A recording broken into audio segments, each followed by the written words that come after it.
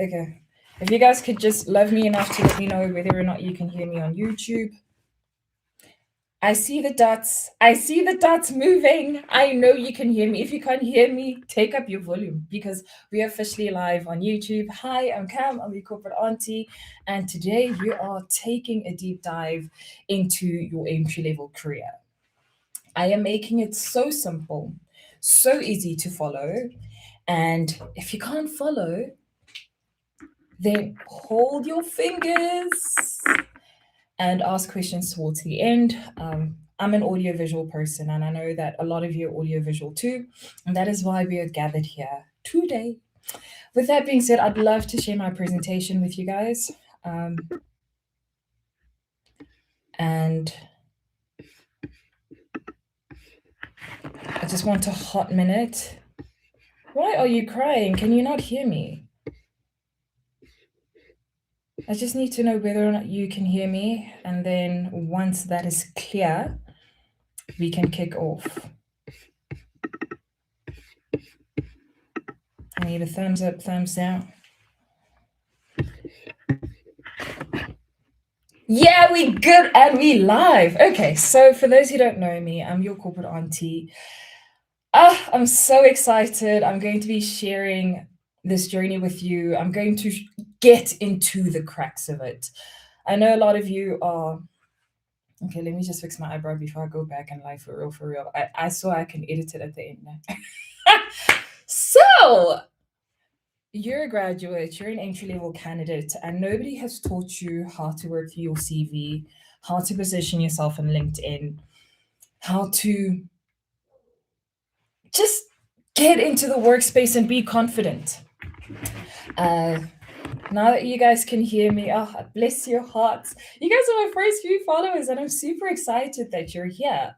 I would like to now officially share my screen. Escape. Okay.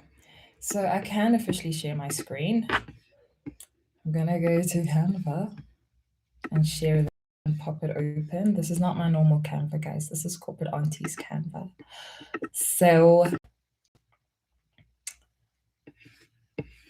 there we go, beyond the resume. So I'm going to help you guys how to navigate the job market with confidence. If you're streaming with us on TikTok, unfortunately, you can't see the screen, but I'm quite a descriptive speaker. So I hope you have the luxury of following with us along the way. Quickly want to check here to make sure that you can, and you can. Okay, so our talk today, we are talking CV writing, job search strategies, interview tips, personal networking, and branding, and most importantly, goal setting and career mapping. Okay. Perfect. So the resume, I know it knocks a lot of people, and historically and how our parents knew it and how our teachers know it is your biography, and they love explaining and telling you that it should encompass your entire self. And the reality is you are yourself. You can carry yourself into spaces. What we want to know as recruiters, as potential hiring managers, is one critical thing. And maybe before I go into it, I'm an audio visual person, and I want to take us a little bit back to a very important part in history, which is Leonardo da Vinci, right? He was a young artist. He was broken in his 30s. I think a lot of us can relate with the current economy. But he was an artist. However, because he was broke and there was war, everybody was focused on the art. Wasn't focused on the art, they were focused on the art of war, rather. And he then decided, yo, if I continue down this art journey, I am going to starve to death. And if I want a job, the only person who could hire me right now is the Duke. And I'm going to convince the Duke to hire me. And he wrote this very elaborate letter. And if you search, there's the famous letter from Leonardo da Vinci. And in that letter, he simply said to the Duke, Ayo, my G, this is what I can do for you. I can help you build walls. I can help you protect the country, building bridges and upping and designing arms. And oh, he went in. And then he was smart to say, even after the war, I will also be able to help with, the draining systems and the water. So he secured his job for the problem and also after the problem. And then at the end, he said, P.S., I'm also an artist. This is important because a lot of the times, getting back to the CV, we always assume that the resume is this document that is about who we are. But really and truly, it's about what you can do and what you can offer to the job market and to the person who will be employing you. Why? Because every single company is looking to solve a problem. Human capital, you and me, are people within an organization that are built and essentially made to go work. Ugh. I don't like that term, but we are. And as human capital, because there's a lot of us, our specs are very different. And because our specs are very different, they don't know you. And it is your responsibility to let them know the problem you solve in your specs. And before I get into the examples, I just want to tell you one thing. And I'm an audiovisual person. So I'm going to use my hair heat protection sprays, okay? So I have two different heat protection sprays. I'm an audiovisual person, okay? So here are two different heat protection sprays, right? This one tells you feel good. If you don't know what that is, it's just like saying I'm a very hard worker on your resume, okay? Same difference. The difference is the same. And it says heat protection with vitamin E, aloe vera, hyaluronic acid. They had me at hyaluronic acid, right? However, here, Tresemme tells you heat defense, care and protect spray for all hair types. But most importantly, they tell you like get 250 degrees. So when I am trying to do my hair, and I know it's my natural hair, you won't see me playing here because they don't tell me. It just says hold the bottle 20 centimeters away, spray on dry hair after blow drying. Why after blow drying? So already I'm confused because why are you telling me to do this after blow drying? Because if you're heat protection, I need you before I start blow drying. Lang tall. And here they already tell me what to expect. Sure, both of them have ingredients, but this one goes as far as saying our philosophy, why use heat defense, our expert tips.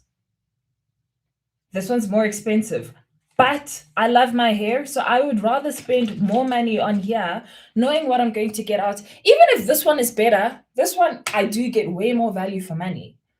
And this one is actually cheaper than this one. But I will always lean towards this one when I'm dealing with my natural hair because I know the value that I'm getting out of it. So, very much like when you're writing your CV, I immediately need to know what value you bring to the table, or else I will always lean towards a safer choice. And as an entry level candidate,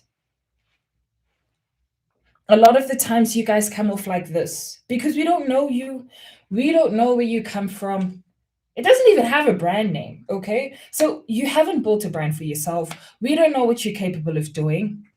And the only way you can clearly translate this is through a resume. And in that resume, even though you are like this, I'm going to teach you how to sound like this so people know how much value they can actually extract from you. And the more value you have, the more you can ask for. Okay, so a resume that some of you might have. Guys, this is a safe zone. Eh? Next my jajan. Hear me well. I'm not here to judge you, okay? So I want to switch. How do I stop sharing and then share another screen? Okay, so next screen. Here is Tawankosi, right? Um, Already very overwhelmed. Sorry, guys. It's here on YouTube.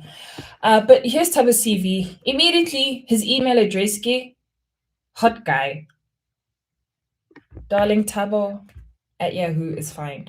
So the email address is already an issue. Uh, small letters is also something that's a little bit uncomfortable to work through. Uh, fine, his phone number is all right. And then here he has his home address. My darlings, at no point throughout the hiring process until you get the offer letter do we need your home address. The only thing we need to know is the area that you're in and around. And again, for the sake of your interview, or rather for the sake of your resume, I don't want you guys putting your home address in your CV because one, at no point are we going to come to your house to interview you, right? Two, because you are young, you're putting your CV on so many platforms that it is scary. You don't want people knowing this information about you. Three, a lot of these new school companies are using your data, even when you apply for jobs, for training LLMs, which are your ChatGPTs, your Claude's, ATS systems, the likes. You don't want to have that level of access to you, okay?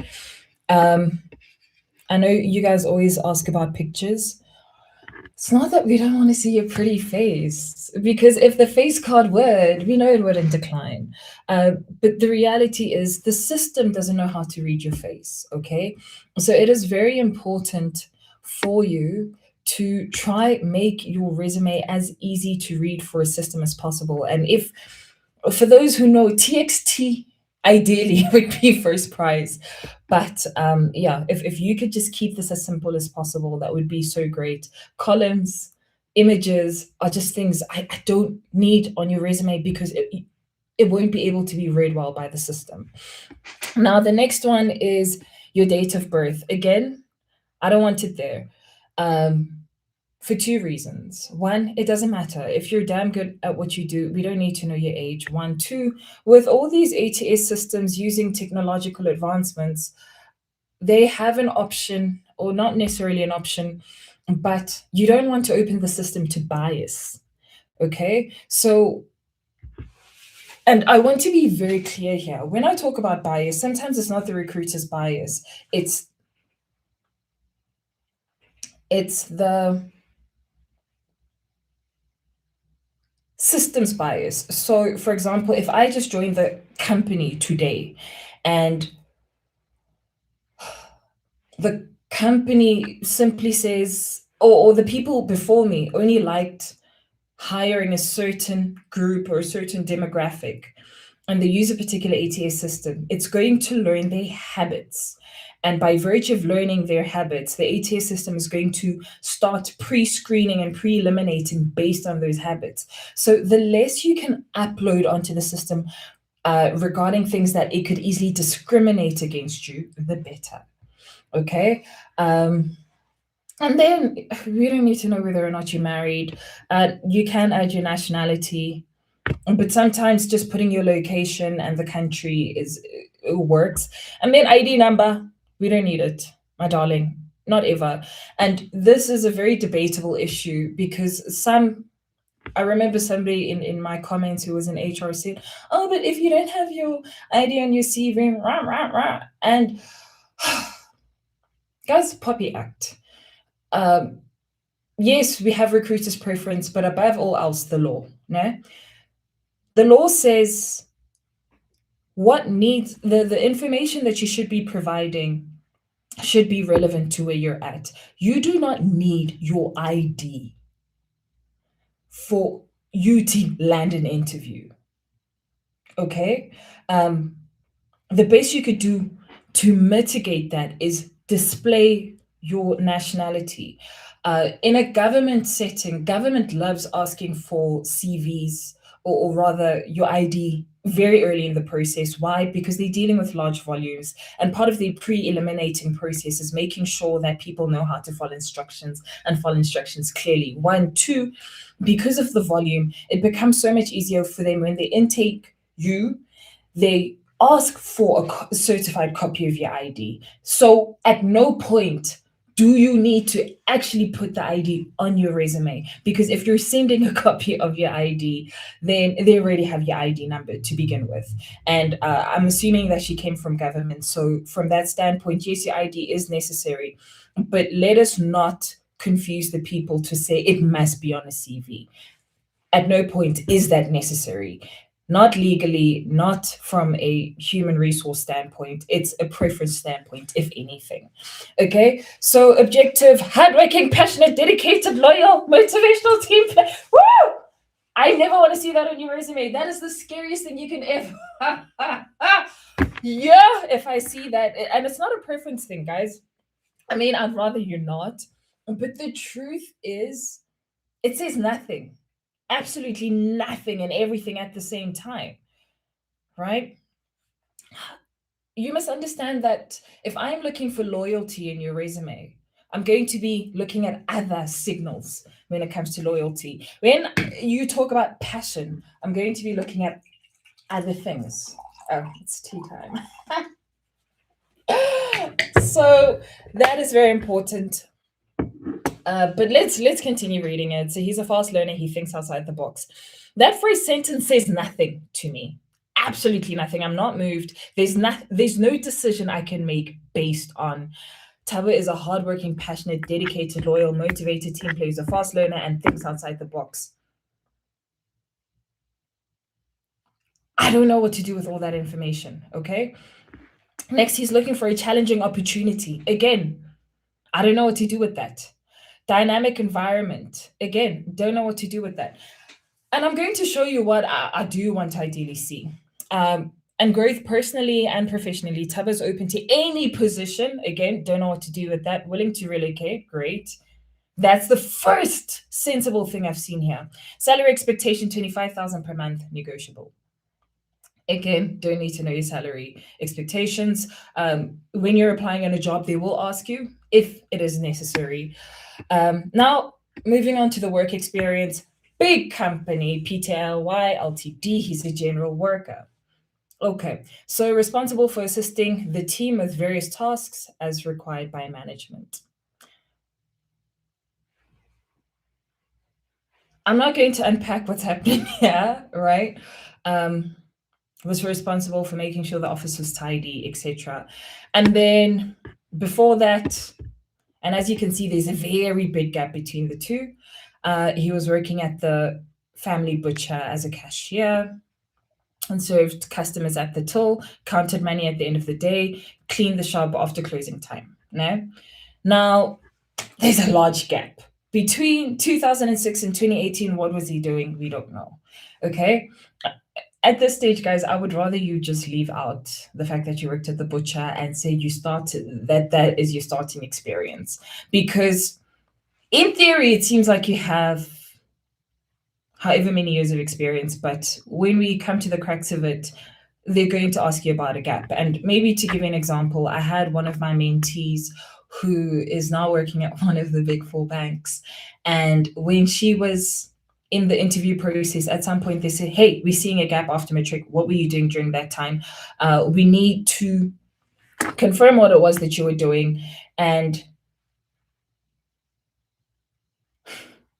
sorry, someone asked how many times do I say interviews? Guys, and I take this off at the end of the day, so as many times as possible. So just getting back to business, what she was required to do was then go to the police station, get an affidavit, and go back and share it with them. So more gaps in your resume opens you up to more compliance challenges. Okay. If you have a major gap in your profile, the best thing you can do is simply state it in your executive summary. Now, moving on to education, matric passed. We don't even know if he has a certificate, but okay. Beacon Human Resources, UNISA, Certificate in Leadership and Management 2019. And then we have his skills, which is ABBA Microsoft, good communication, team player, hard worker. See, again, you're wasting time because you're talking team player and hard worker, and you've already covered them up there at the top. So now you're going to be like, oh my gosh, how are we supposed to put a CV onto one page? You're repeating a lot of unnecessary things here, okay? So it can work under pressure, driver's license, first learner, leadership, problem solving, attention to detail, positive attitude, references available upon request. Please consider me. I really need this job. I'm very desperate and very hardworking. Please call me anytime, even on weekends. God bless. That is a CV done and dusted. So that is a CV that I personally would not be putting forward. And um, while we are on the topic of names, listen to me and listen to me well. I love the fact that your parents gave you more than one name. But when you're job seeking, pick one name and stick to it. I gave actually Bianca and then Tabo. And then now I don't know where to find you. Okay? Your email must look like your name, must look like how you're going to identify and corporate. If you are still deciding whether or not you're Pamela Kamo and Nkosinathi Kamo, ready healing. Okay? So pick one and stick to it. Great. Now that we have gone through the bad CV, okay, guys, I'm going to get to the questions now. I just want to, because we have a lot to get through. You guys have always said I must go back to basics and teach you from the beginning. So that's what I'm trying to do. And then we'll open the floor for questions if I haven't really addressed what you're looking for. Now, here's CV number 2, right? Again, Tabo has now met with corporate auntie and clucking the tea. So, actually, I would rather he say South Africa because now we know the country. But Tabo is based Soweto in South Africa and is willing to relocate, right? +27. Now I know that he is open to what? International opportunities I can call without having to Google the code. He's also given us the pleasure of easily finding his LinkedIn. That is all we need during the interview stages. Very simple, straight to the point. Professional summary, he tells me that he's a BCom, human resource student with hands-on experience in customer service, cash management, and office operations. So at this point, right, I know that Tabo is in human resources. I know he already has experience with people. He has experience in handling cash, and he can also do operations. Okay. Proven ability to manage high pressure environments, support diverse teams, deliver consistent standards, seeking entry level. So, I know what he's looking for. So, he's seeking an entry level role in HR, administration, and operations. And guess what he has experience in? The same things, where he can contribute immediately and grow into a people management career. So, going back to what I was saying about Leonardo da Vinci, he's mentioned the fact that this is what I can do, this is what I can do for you, and this is what I can do for you in the future. Same thing. He's selling what he can, what he has done, and what he can do. And that is what I'm trying to see. I don't care if you have done elements of it, even when you're pivoting. That's the kind of professional summary I want to see. Okay. He does have a little bit of experience.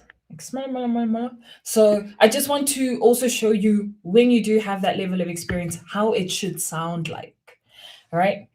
Very simple. I want to get 5 paragraphs, nothing more than that. Processed an average of 120 customer transactions per shift. Maintaining yes, maintaining a till variance of less than 10 rand across a 12-month period, resulting in recognition as the most accurate cashier on the floor. Whew.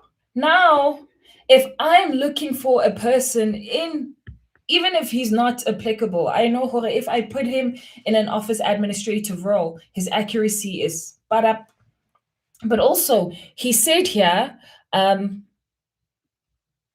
consistent service standards.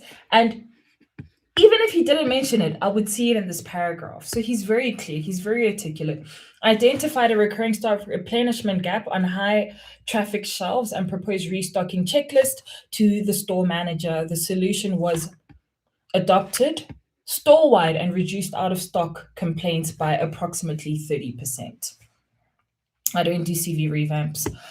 So voila, it's clear, it's straight to the point. 30% could be a stretch, could not be a stretch. Guess, guys. If you feel like it feels like 20%, I'd rather see that. Okay. Assisted in onboarding and guiding 3 new seasonal staff members during the December peak period, contributing to the team maintaining a 98% customer satisfaction score on in-store exit surveys, right? And then, it's I will put this on the screen so you guys can read it, screenshot it, the works. But when I say I want impact statements, this is what I'm trying to see, right? Because in these impact statements, hear me well, when you start hearing keywords and you've written your impact statement like that, and then you go to Abu Claude and Abu ChatGPT, your various LLMs, it's so easy to copy and paste that and say, based on this job description, please import these specific keywords onto my new resume. You don't even have to upload your whole resume, just your one paragraph of experience, baga. And then it pulls all the necessary keywords, and then you paste it back into your resume for that role. Then you're not thinking like a mad person. You're pulling all the necessary keywords. And if you're applying to the same industry, you'll notice that the same keywords keep reoccurring. And then I also did another one for hospitality because I always feel like young professionals typically lean towards retail and hospitality. So volunteering experience, okay? You're a peer mentor. What I'm trying to see is how you can consolidate and articulate yourself, even when you're doing something that is what you consider small. Make it big, okay? Quantify it. So you're a peer tutor. What I'm trying to see here is volunteered 8 hours per week tutoring grade 10 and 11 learners in mathematics and life orientation, supporting a group of 15 students through 2 academic years. Right? Developed and simplified a study guide for algebra that was used for 40 learners across 3 classes. The facilitating teacher reported a measurable improvement in mid-year test averages within the group. Coordinated a 3-day career awareness workshop in partnership with 2 local businesses, exposing 60 graduates, not graduates, grade 12 learners, to workplace expectations and CV writing for the first time. I'm not dealing with any questions at the moment, guys, because I just really want to go through this. We are recording on YouTube as well, so I want to make sure that this is well encompassed. And if there are any questions, I'm going to prioritize YouTube questions. And then here at education, we're talking, here's their qualification. Can you see? Cool. If they're looking for an entry-level position, I'm sometimes on the fence about the year in which you graduated. If you're applying for a graduate position, make sure you've graduated within the last 3 years, okay? If you want to be ambiguous, just leave it out. Let them assume that you're a graduate by having minimum work experience. Not 0, but like minimum. That way you can still attract graduate opportunities, okay? And again, for example, if you're looking at an HR role and you haven't necessarily worked HR before, what I'm trying to see are still keywords. And if you have not touched on anything in your experience, then your education is a great place for you to input it. Completed modules in labor relations, or organizational behavior, training and development, and human resource information systems. Why? Because the keyword probably the job spec probably has those keywords. So this is one of the key places where you can input it, especially if you haven't worked on those systems before. And then again, you want to show the fact that you take initiative and that you contribute and that you're collaborative without telling me.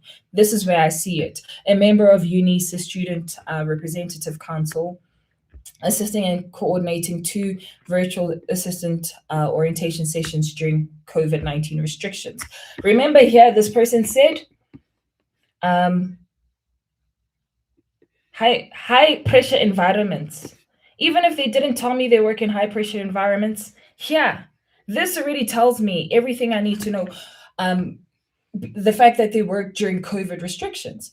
So there are things in your resume that tell me your character and tell me the things that you are without you having to explicitly state it. So when you start saying words like hardworking, team worker, loyal, I can't see it. But I can see it in your education. I can see it in your experience. Okay. Eager to grow and learn. This is where I see it. So, certificate in leadership and management, it's a short course, right? National Senior Certificate, Matric. Now I know what you're working with. Now we move on to sports and extracurricular activities. So this is where you have zero, zero, zero experience at all. Guys, please don't be that person who doesn't take part in anything and still, what are we going to add to your CV? Like, give us something to work with. I don't care if you are helping grannies cross the road every day after school, add it as volunteering. But I need to see something, okay? So here, you play sports, right? Do chess, archery, golf, netball, soccer. I don't care if you did those sports in grade 1 and 2. They can't check it. Put it here, okay? So, football. What position did you play? Now I know you're a striker, you're a go-getter. Elected team captain. Now you don't have to tell me you're a leader. I see leadership abilities right here. Responsible for. So now I know that people looked to you for certain things, right? And then led the team to the semifinals. Again, your ambitions are starting to show, even in the smallest of spaces. And this is what I'm talking about. So now we move on to your core skills. Again, none of that great communication. Throughout the CV, I can see that you communicate well. Now I know that over and above the core skills that you could not add in your experience, but are keyword centered. We're looking at cash handling and reconciliation, customer service. And can you see, they could have really focused on this, but the reality is, and these are core skills, the reality is they don't really know how to fit them in what they were currently doing. So those keywords still come and show here. And notice how they didn't rewrite the entire job spec in the responsibilities. What they told me were the base attributes of what the impact that they've had within their role. So it's very important to note that. Okay, so now going back to the presentation, now that I've showed you the good and the bad, I will tell you where to find, what do you call this? The, okay, while I'm here, you can find everything that you need, not the good and the bad, but the resume guide here. And if you scroll down, because people are like, oh my gosh, I don't know where to find these things. Am I sharing the screen? No. Okay, stop sharing the screen. Oh, to be young and to be restless. Shimmy, shimmy, shimmy, shimmy, shimmy. Okay, so Substack has the full LinkedIn guide. The link is in my bio. But if you scroll a little bit down, because people are like, oh my gosh, I can't find it. You didn't read, okay? So you will see it here. And the reason why I brought it all the way down here is so that you guys can actually read before you just grab a template. Because you can grab the template, but if you don't know what to do with it, hey, that's on you. So I did not write this for my own health. So I just want to and then a lot of you guys like requesting access. Please, please, please, please, guys. I can't. I'll be here doing this forever. You go to file, you go to download Microsoft Word so you can edit it. Boom! It's in your inbox. You don't have to wait for me to send you anything. Done and dusted. You're more than welcome to edit it. I've gone so extensive in detail, so you know what to put where. The detailed guide is there. The work experience is here. This is all free. Additional for you. Please delete. Please delete it. Can't be sending people things like this, okay? Yeah, all this is for you. Okay, guys, I'm going to start taking one-on-one consultations again, but right now this link is not working.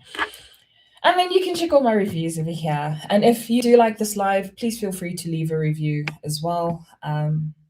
I do actually take my time to read them, and I really do appreciate it.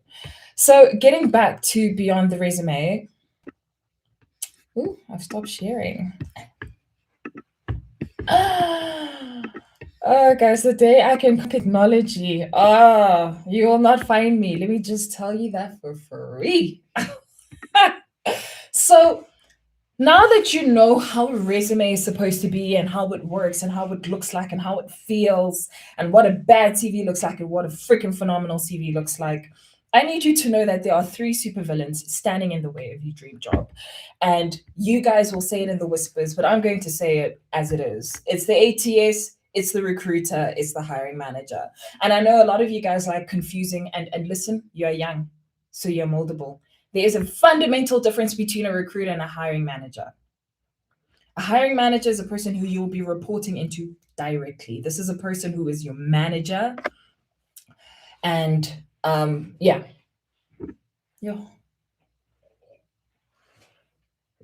A recruiter is what I used to be. And then the ATS system is an application tracking system. And it's worth noting that there's a fundamental difference between an application tracking system as well as a job board. So a job board, that's your Careers 24, your P&H, your Indeed, your LinkedIn's. That's where you apply for jobs, Shopfed. Guys, an ATS system is a different beast altogether. And you probably be like, okay. So an ATS is an application tracking system that one singular company or one group company will use, which tracks your application from the moment the job spec is live up until you are employed and onboarded. The entire thing is there and it's real, okay? So the moment the hiring manager gives me a requisition, I fill in the requisition, upload it on the system, it takes out the jobs, and then you guys apply. That is the first time you're on our system. And then it takes you through the entire journey, whether you're rejected or not, you are there. And it's important to know this because in the company, especially if it's a South African company, your data is stored there for 2 years. So if I decide or a hiring manager says, okay, no, we need 2 more, we go back into that system. And sometimes you can get called back. So you may not necessarily be called for the role that you applied for, but we can always come back to you. So make sure that if there are various companies that send you notifications to say, hey, this month, these are the new jobs, make sure you update your CV every now and then.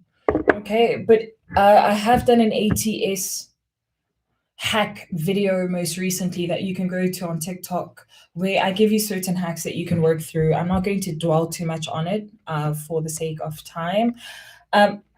So just out of curiosity, how many CVs do you think make it in front of a recruiter when applying on an ATS? TikTok, you can start responding. I'm just really curious to know, because once you know how many CVs make it in front of a recruiter, the more you'll understand how important keywords are in the job seeking journey.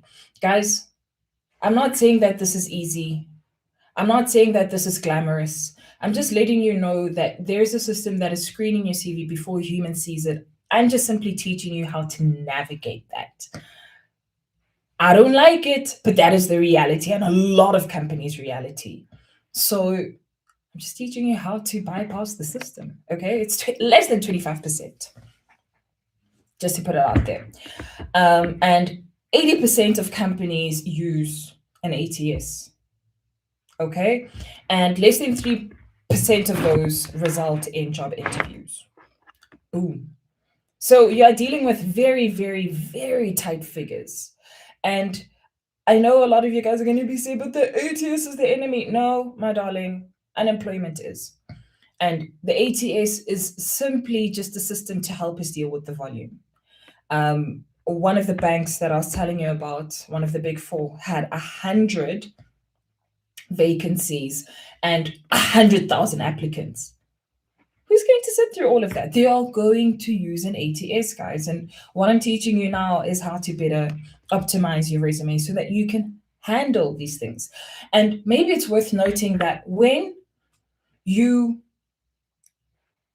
apply to a job that you actually qualify for, because the reality is a lot of people don't read job specs. And for us to filter through the noise, we have to use systems like this to make our lives a lot easier.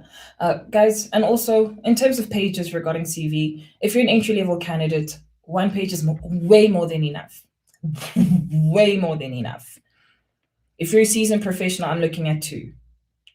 That's it. And if you're like, oh my gosh, it's too long, then you're adding too much irrelevant information. And that's just the truth. I don't need to know your whole life. I just need to know whether or not you can do the job and how well you can do it. Okay. So, how to beat the ATS and how to make it through. Edit your CV for the role. One, keep your resume very concise. And take your time when signing up to the ATS, right? Again, your profile stays on for 2 years. You want to make sure that you take your time completing it, because if you're going to be considered for other vacancies, then it's worth making sure that you get it right. And then, how long does it take for a recruiter to go through your resume? Any guesses? Yeah, guys, my coffee is so cold.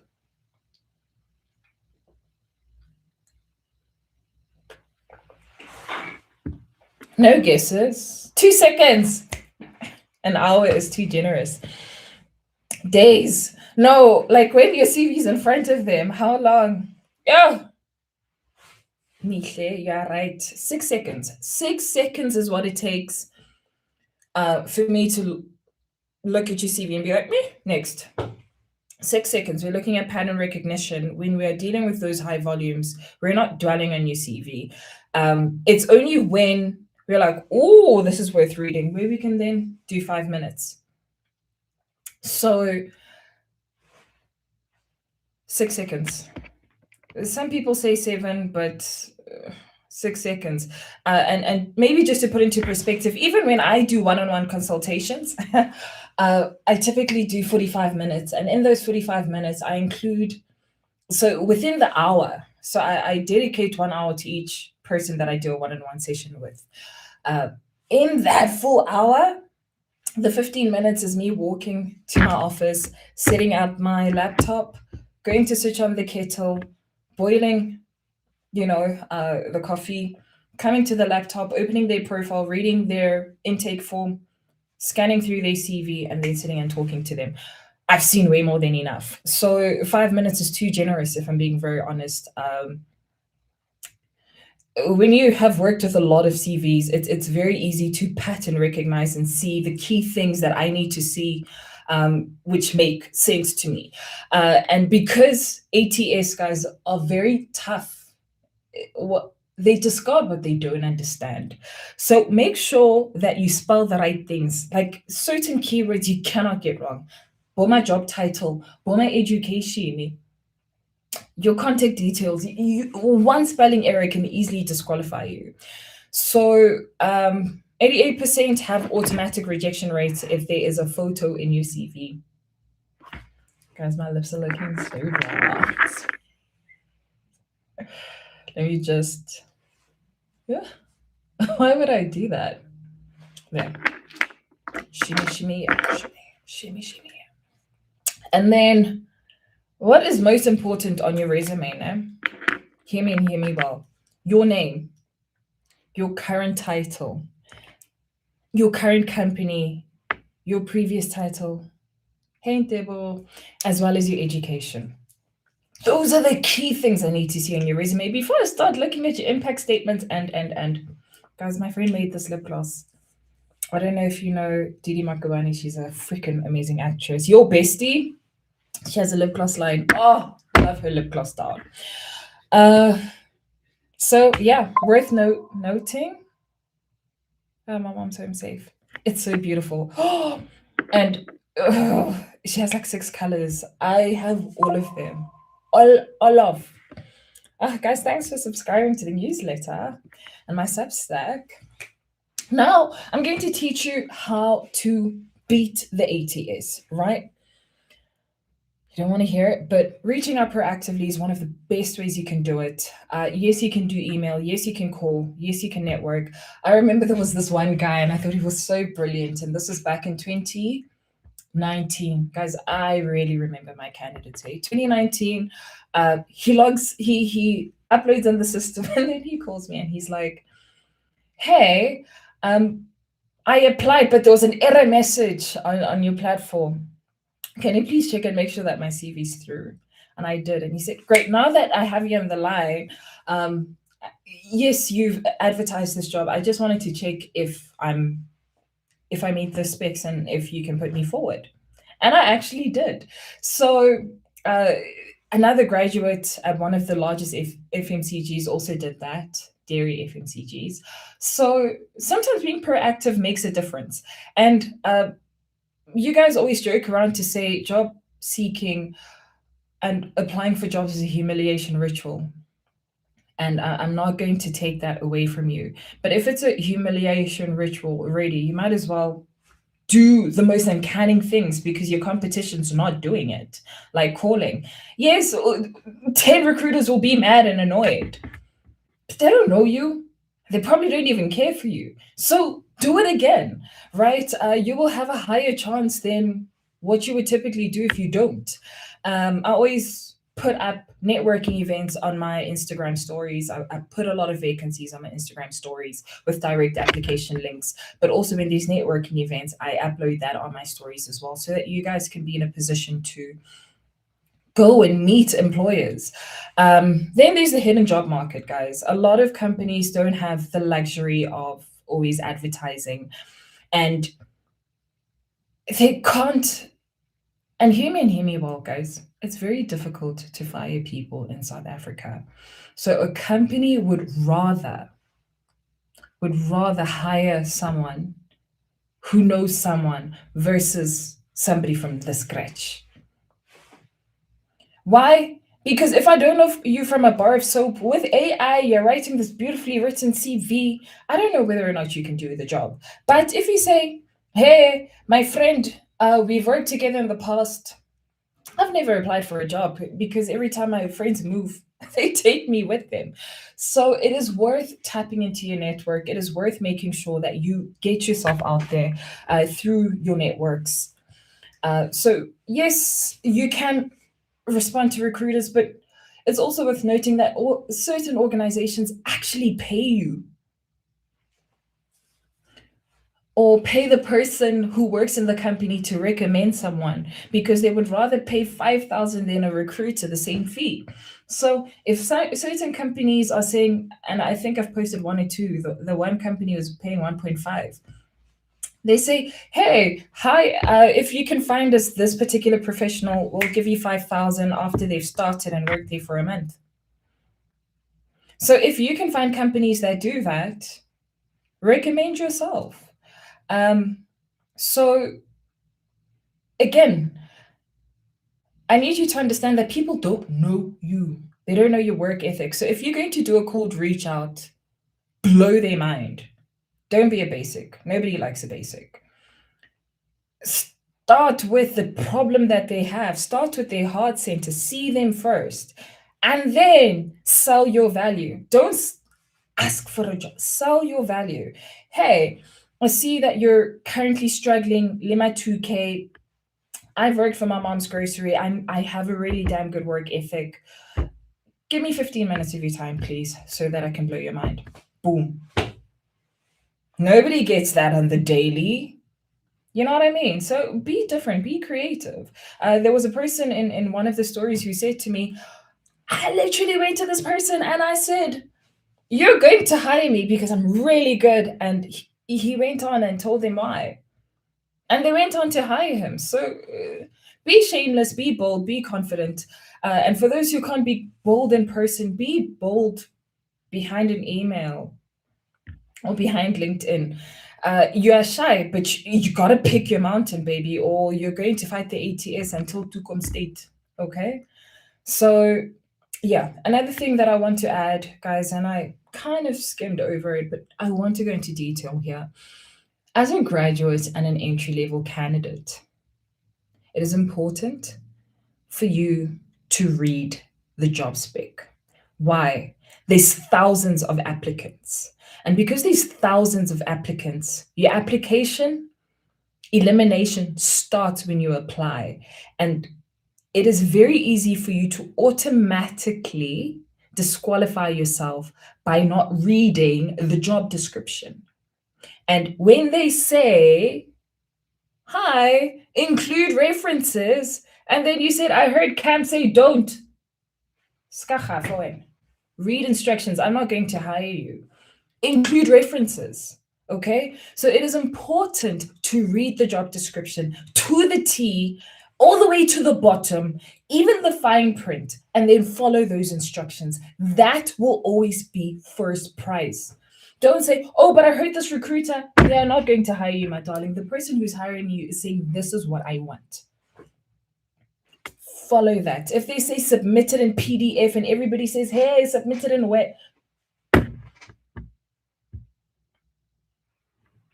don't make me mad, okay? Read, guys. Don't be illiterate. Read. I don't care if you copy and paste the job description to say, hey, chat, give me a step-by-step guide on how I must apply to this job based on this job spec. Rather that. What I don't want is for you to be doing things here because they said. That's first prize. Second prize is, guys, Puppy Act. In an ideal world,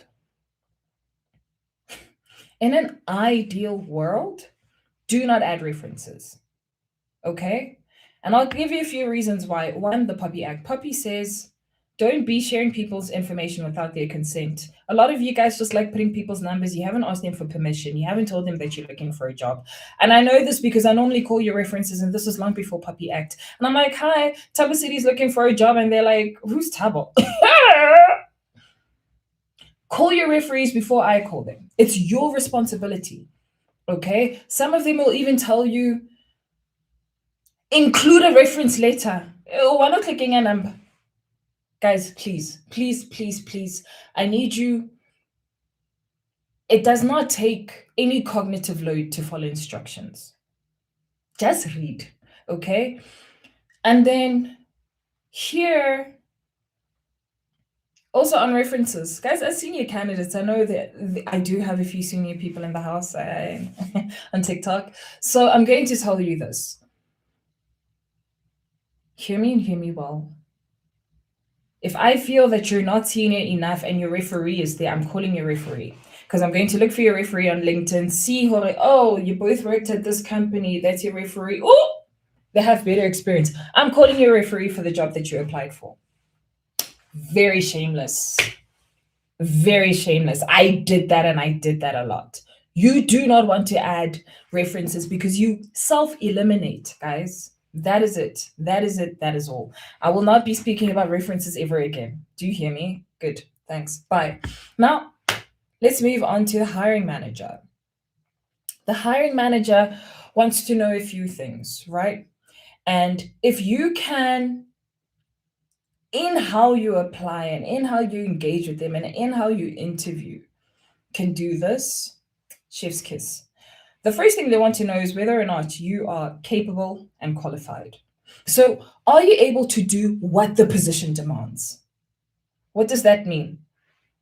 If you're telling me, very much like that CV showed you earlier, how capable you are, the things that you've done, the things that you've initiated, immediately I can tell that you're highly qualified and highly capable because you can articulate it.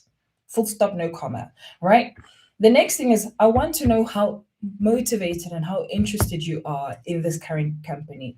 Rihanna says, fake it till you make it, baby. And that's what we want. I don't care whether or not you don't care. On paper, I need you to care. During the interview, I need you to care. So show generous interest in the kind of work that job requires. Okay. That's it. And then lastly, they want to know the cultural fit. When I tell you a lot of people fail culture chats and culture interviews, guys, please don't embarrass me. Learn how to read the room. Learn how to read the room. A lot of people teach you a lot of things, but room literacy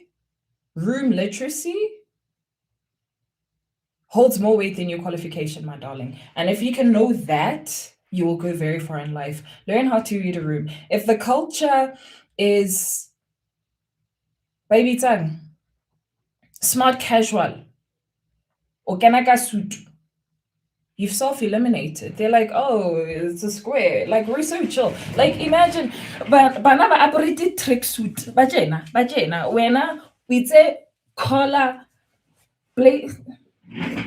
My dear, go to the bank. Okay. If this is a startup, the culture is very relaxed. Your role is to walk into that space dressed one level higher than what you've seen the brand being perceived as on their website, or checking the LinkedIn profiles and any images that you can find in social platforms. That is your reality.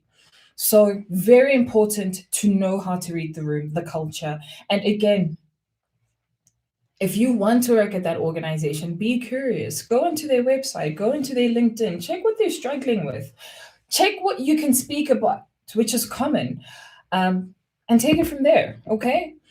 Now, transferable skills.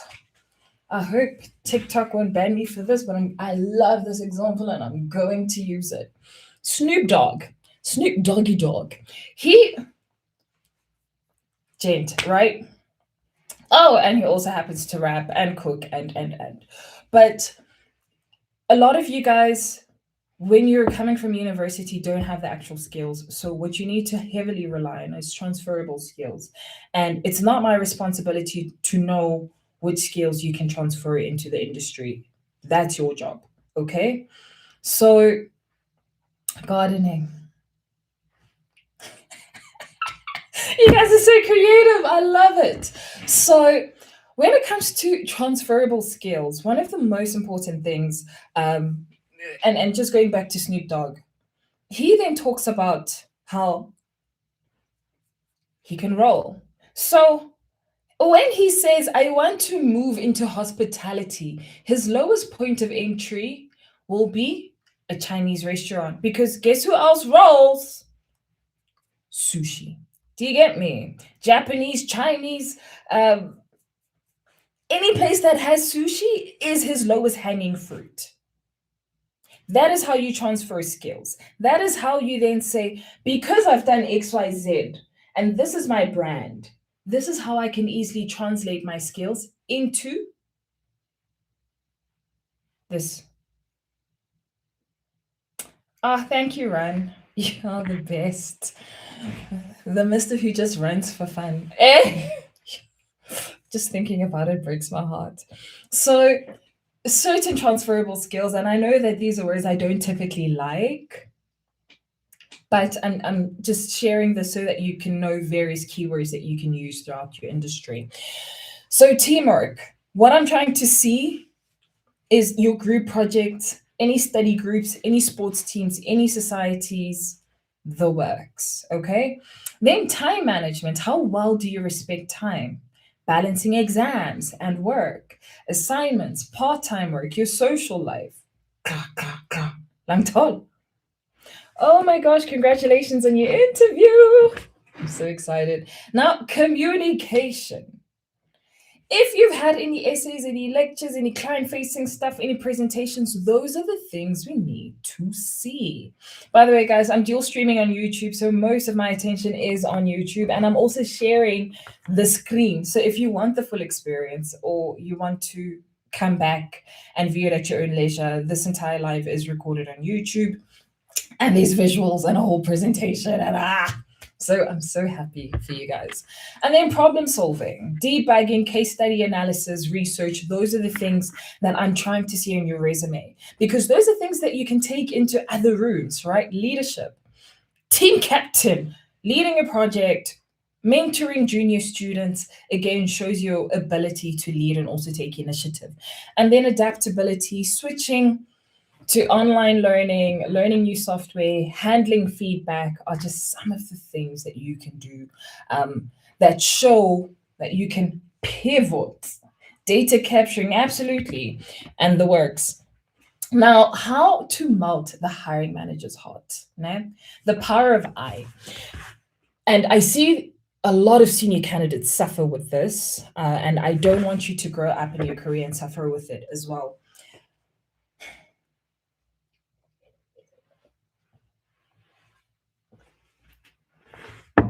When a hiring manager tells me that they're looking for somebody within the organization, more often than not, it's one person.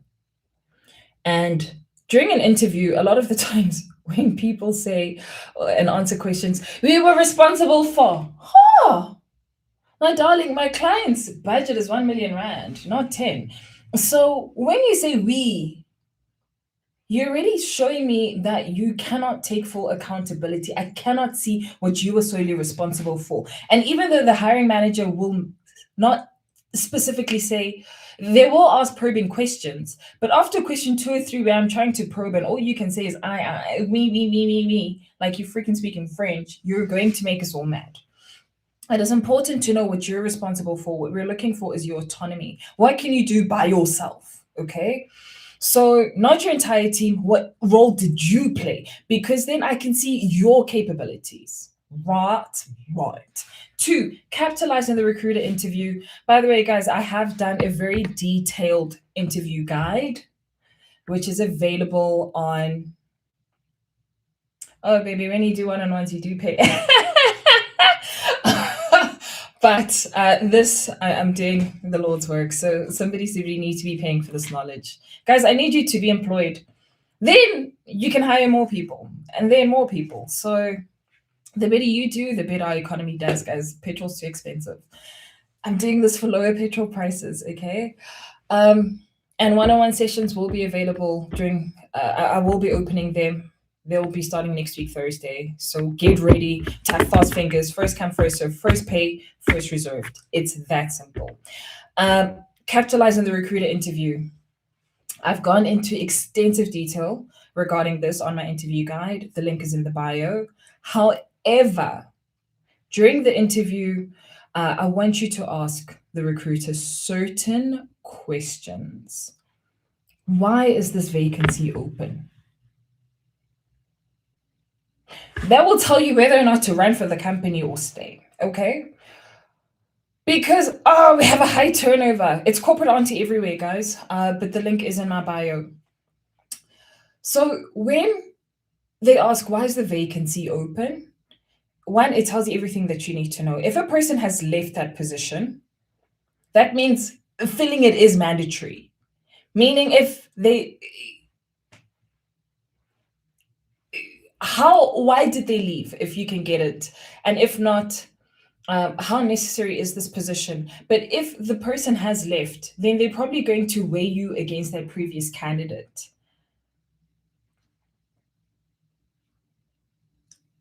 Meaning, if they're weighing you against the previous candidate, there are certain personality traits.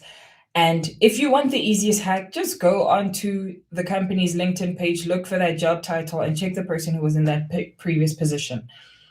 You will see soft skills that they probably like about that person, or any additional qualifications that they probably like about that person. And you can weigh yourself against that person to see, oh, okay, Same, so I can apply, right?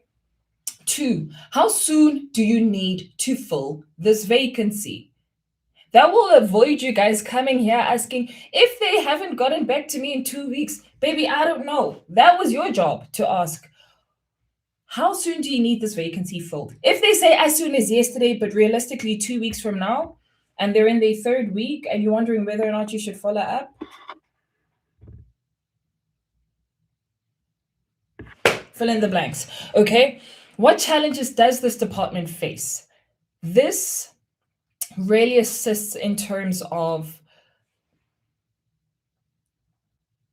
how you can best prepare for the interview. Because when you start hearing the challenges, you want to start drafting your brag sheet, drafting your star method, drafting your interview talking points against their challenges. Not fully, but you want to make sure when you're telling a story, you are telling a story that speaks to their challenge. You're telling a story that speaks to the industry's challenge. Not, oh, this is all about me. No, no, no, no. It is about you, but no, one plus one first. And speak to that company's challenges during that. And then also ask them, what tip do you have for the hiring manager interview? Look, if it's an external recruiter, they want you to get the job. They will give you tips. It's that simple. Ask them, who will I be interviewed by? Jigga jigga, now you're nervous because you have a panel interview. You could have asked and avoided all of that. I'm just saying, I ain't playing. So ask these things. Scott, how about what's a budget? What is the budget for this role before we waste each other's time? But obviously, you're an entry level candidate, but I'm talking for more of my seasoned professionals. Ask. Let's go Navis. Okay. Now, the key question that I absolutely love, and for those who don't know, my mom's a recruiter and has been for over 2 decades, I think 25 years. I've been a recruiter for about 10. And she told me this question, and at first I was like, that was a 2K at heart. But now that I sit down and think about it, I even included it in my interview guide because it's so good. So her question is, ask the hiring manager what keeps them up at night. Oh, sexiest question you can ever ask. And I'll tell you why. One, you force them to come to the party at the interview. You force them to almost open their hand and reveal it. And that's the bane of their existence. Whatever pressure points they have, to hell and back. Right? And one of the reasons I love this question is because you guys love following up. Mara, your follow up falls so flat. Oh, it was so great coming for the interview. I'm so appreciative for this opportunity. Don't do that. What I'm trying to hear is, oh, if they say what keeps them up at night is, think of something, okay? But if they say, we're currently having challenges with shipping and logistics. No, for real. Okay. If they say they're having challenges with shipping and logistics, especially from China, especially now with the trade wars, wada, right? And your uncle has a company or works at a company and they do it very, very well. You then say during your follow-up, hey Greg, it was so great meeting you. By the way, regarding the logistics challenge that I had a chat with Bob, your uncle. I don't know. I had a chat with Bob, who's my uncle, and let him know that you're having this challenge. Happy to introduce the two of you so that you can help deal with that challenge. Even if you do not get the job, and listen to me well, even if you do not get the job, you have earned favor. That means you have the luxury of following up. You have the luxury of them responding. You have the luxury of keeping in contact.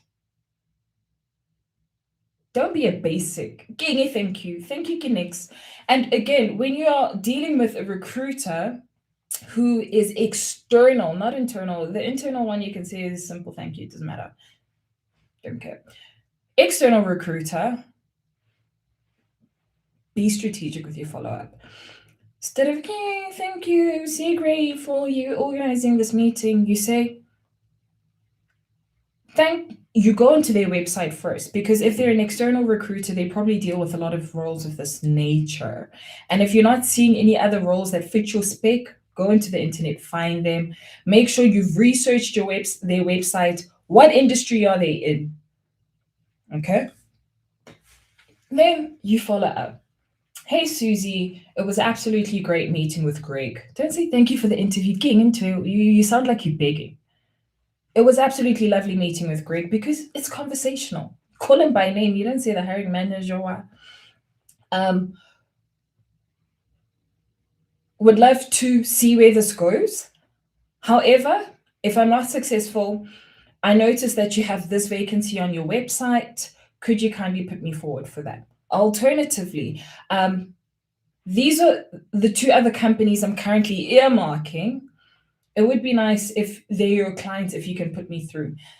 I'm telling you this for one reason and one reason only. Recruiters, especially if it's a 360 company, always like leads. They will almost always feel indebted to you for following that lead. And don't just recommend because they believe in you and you interviewed well, most probably, they will consider you for those other positions. You are giving them other ways of networking. Okay. You're sorry guys, I'm on two lives here and I look so cute here.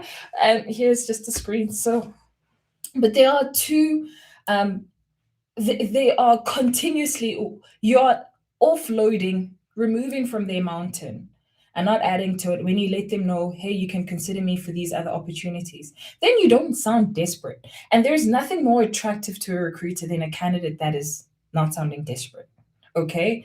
And if you say these are the other types of opportunities I'm considering, if you have clients in these lines, or alternatively, send them two of those links, let them do the work. They're going to get the commission for it anyway. Say, I'm also looking at either entering into this industry, but bonus points if you actually give them links to those companies.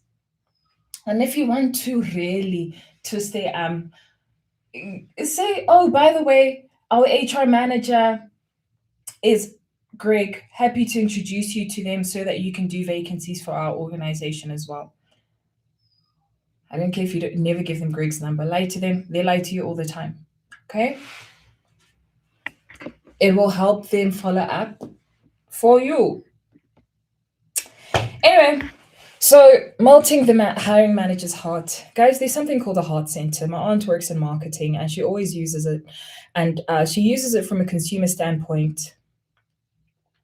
And from that particular perspective, she says, speak to something that speaks to a person's heart. Why? Because once you pierce here, it's so much easier for a person to open up to you. It's so much easier for a person to give to you. And with that question, to the hiring manager, what keeps you up at night? You're hitting here because hiring managers are barely seen during interviews. They have high demands. And because they have high demands, people naturally assume that they don't need help.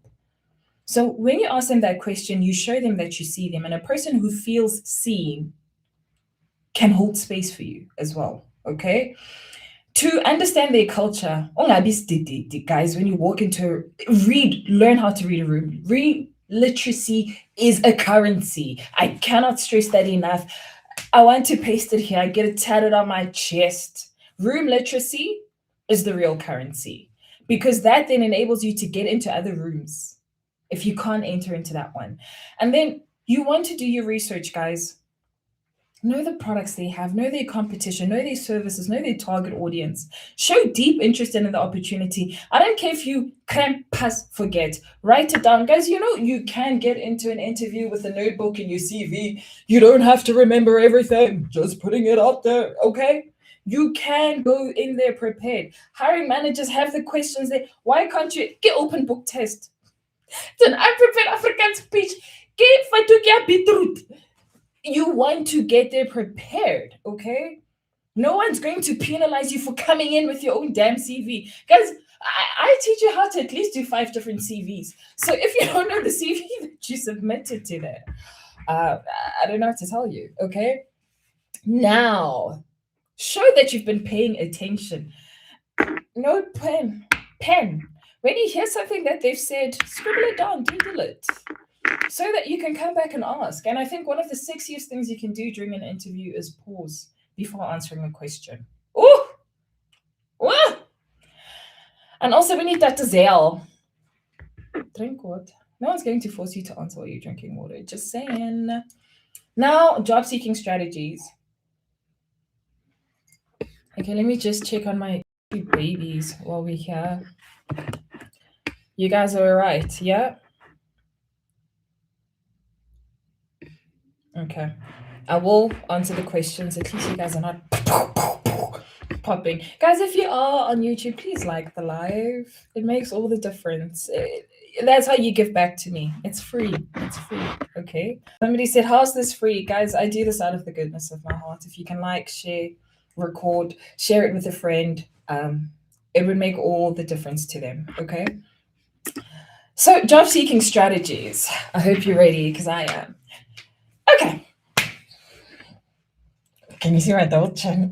I love it so much. Okay, so there is something called create a master resume. So a master resume. Yeah, gal, you're a real MVP. Love your work. Thank you. So I want you to create a master resume. Master. This one, my darling, I don't care if it's 200 pages. Whatever rocks your boat. I just don't want to see your boat on my yacht, okay? Fill it up. Get on. Fill it up. Whatever you've done, your brag sheet, everything. That is your master file, okay? So your first job, your second job, your third job, your volunteering experience, the works. Why? Because you guys think certain work is not relevant. And if you can populate it with your master file, then if you can't wrap your head around it, you can always pop it into an LLM like ChatGPT and Claude to say, from this resume, this is the job I'm applying for. Please extract the key things that I need to outline in my resume. Boom. Relevant, 1 page, done and dusted, keywords are there. Gotcha. So once you have your master resume, then you want to break it up into, and this is for my neurodivergent babies, these are for my multi-talented, multi-skilled with various interests. A jack of all trades gets no one paid, okay? Hear me and hear me well. A jack of all trades gets no one paid, not in corporate. Corporate wants a one-trick pony. If you want it, let's do it. They're not saying write multiple pointers, keep pony A1. So you want to make sure that whatever foot you put forward, make it relevant and make it speak to one discipline, one industry. Because that way you seem a lot more skilled and specialized, okay? And again, pull relevance. So when you have a mining CV and you've worked in mining, and I know you guys are babies, but I'm just giving example for the big ones as well. You want to make sure that everything speaks to mining and accounting because you're a mining accountant. I don't care if you're good at engineering accounting and gambling accounting. I don't care. If you're applying for a mining role, I want the relevance here. That's it. That's all. Okay? So when you have a master CV, have like 5 babies because I know you guys don't want to create a new CV every time you apply. Industries use similar language every time. It's not foreign. They will use mirroring language. They will use similar language. So, boom, right? Now, use, again, LinkedIn, job board, social media strategically. Guys, and I'll do a more detailed LinkedIn video this weekend. But with LinkedIn, I'm going to give you big sister advice. No? Don't have your friends on LinkedIn. They will make you feel like you're so behind. You, if you're already struggling with the app, you can be cringe in peace, okay? Because what I don't want is for you to have a LinkedIn account and have it private, and now as a recruiter I can't find you. Okay, then what's the point of being on LinkedIn? Remove your friends.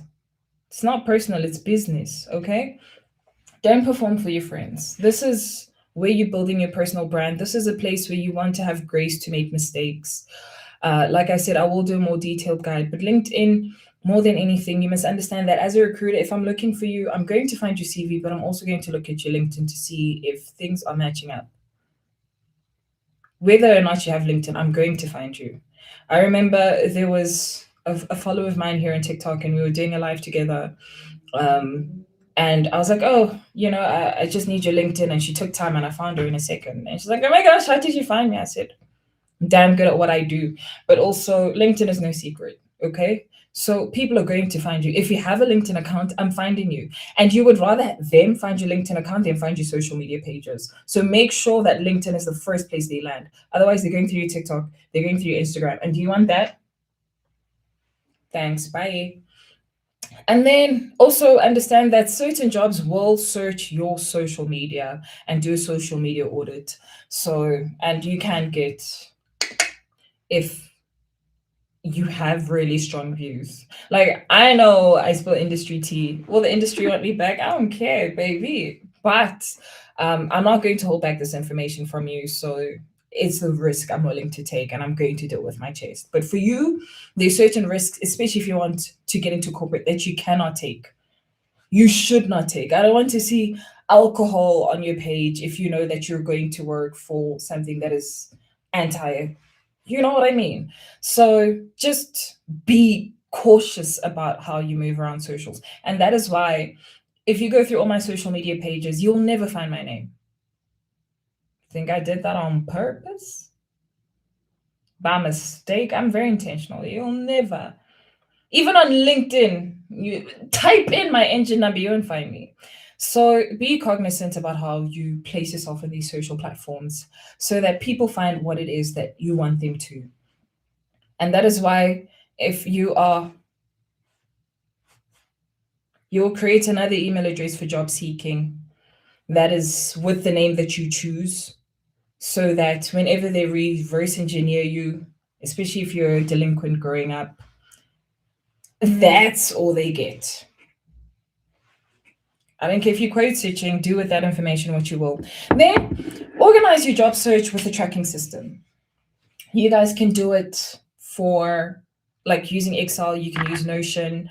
There is a platform that I want to introduce to you, and I'll probably do it when I do the CV series for you guys. I'll give you a tool that helps you track 100 jobs. I'm not going to dwell on that now. And then prepare communication templates. 5, how to reach out to a hiring manager, an internal recruiter, an external recruiter, and just personalize it. Like, make space for, mention something funny they said, or mention something that speaks to their heart center, or whatever, an internal joke that you guys had, whatever, but do that. And then leverage your current relationships. Guys, yes, your friends may not, if you guys drink together, they probably won't recommend you for a job. Find better friends. But in your current network, if you can, ask. Guys, don't be scared to ask the people in your network. You guys make networking seem like this big scary monster. Just ask. Rather they say no, but ask. Okay? And then, guys, apply. I know it sounds so ridiculous, but jobs are not going to find you if you don't apply. I have seasoned professionals. I was doing a live on Saturday evening, and this one lady says she makes sure before she wraps up the day, she's applied to 3 vacancies. She's like, I don't overwhelm myself, but I make sure that within a day where I have capacity, I make sure I reach out to one person and I at least apply to 1 or 2 vacancies. Okay. And I will always say lean more towards the ATS. So make sure all the job boards have your CV. That's number one. But then, most importantly, reach out to those application companies.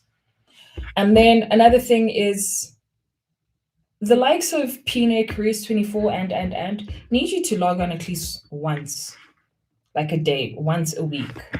Um, Not a day, once a week. Because what nobody tells you is that when you log on frequently, that is its algorithm currency. So the system gets to see you better, it gets to recognize you. So, yeah. Guys, I'm not answering any TikTok questions. I am purely on YouTube because I am recording so that everybody can have access to this after and they don't have privy to the questions here. So, any questions you have, please direct them to YouTube because at the end of this, I will be going through the comment sections and responding to YouTube only questions. Job seeking tips. Base days to apply Tuesdays and Thursdays. I don't know. I just feel like Monday, everybody's just trying to get their head underwater. Wednesday, they're finally getting into the groove of things. Thursday, if they have Friday, deadlines, they're panicking and trying to get it right. But Fridays and the weekends are not the best days. And when I say like apply, yes, on ATS systems, it doesn't really matter. It's if you click in the bio, the icon is on my page. So link in bio at the bottom, you'll see YouTube. Just click in there. Best months for graduates. Look, throughout the whole year, because it's not to say that there is no, people are not always, taking in young professionals, but January is one of the best times because the financial year is wrapping up and we're ramping up. And then June, there's like a window between June and September where like the banking industry and other industries are doing their mass intakes. Thanks, I'm a natural blonde. And then again, guys, when you are looking,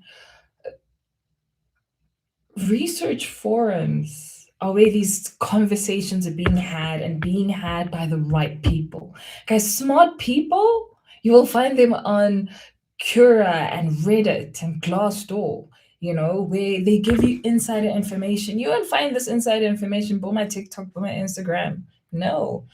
Cura and Reddit will say, hey, I applied to Microsoft and this is what's happening. Reddit,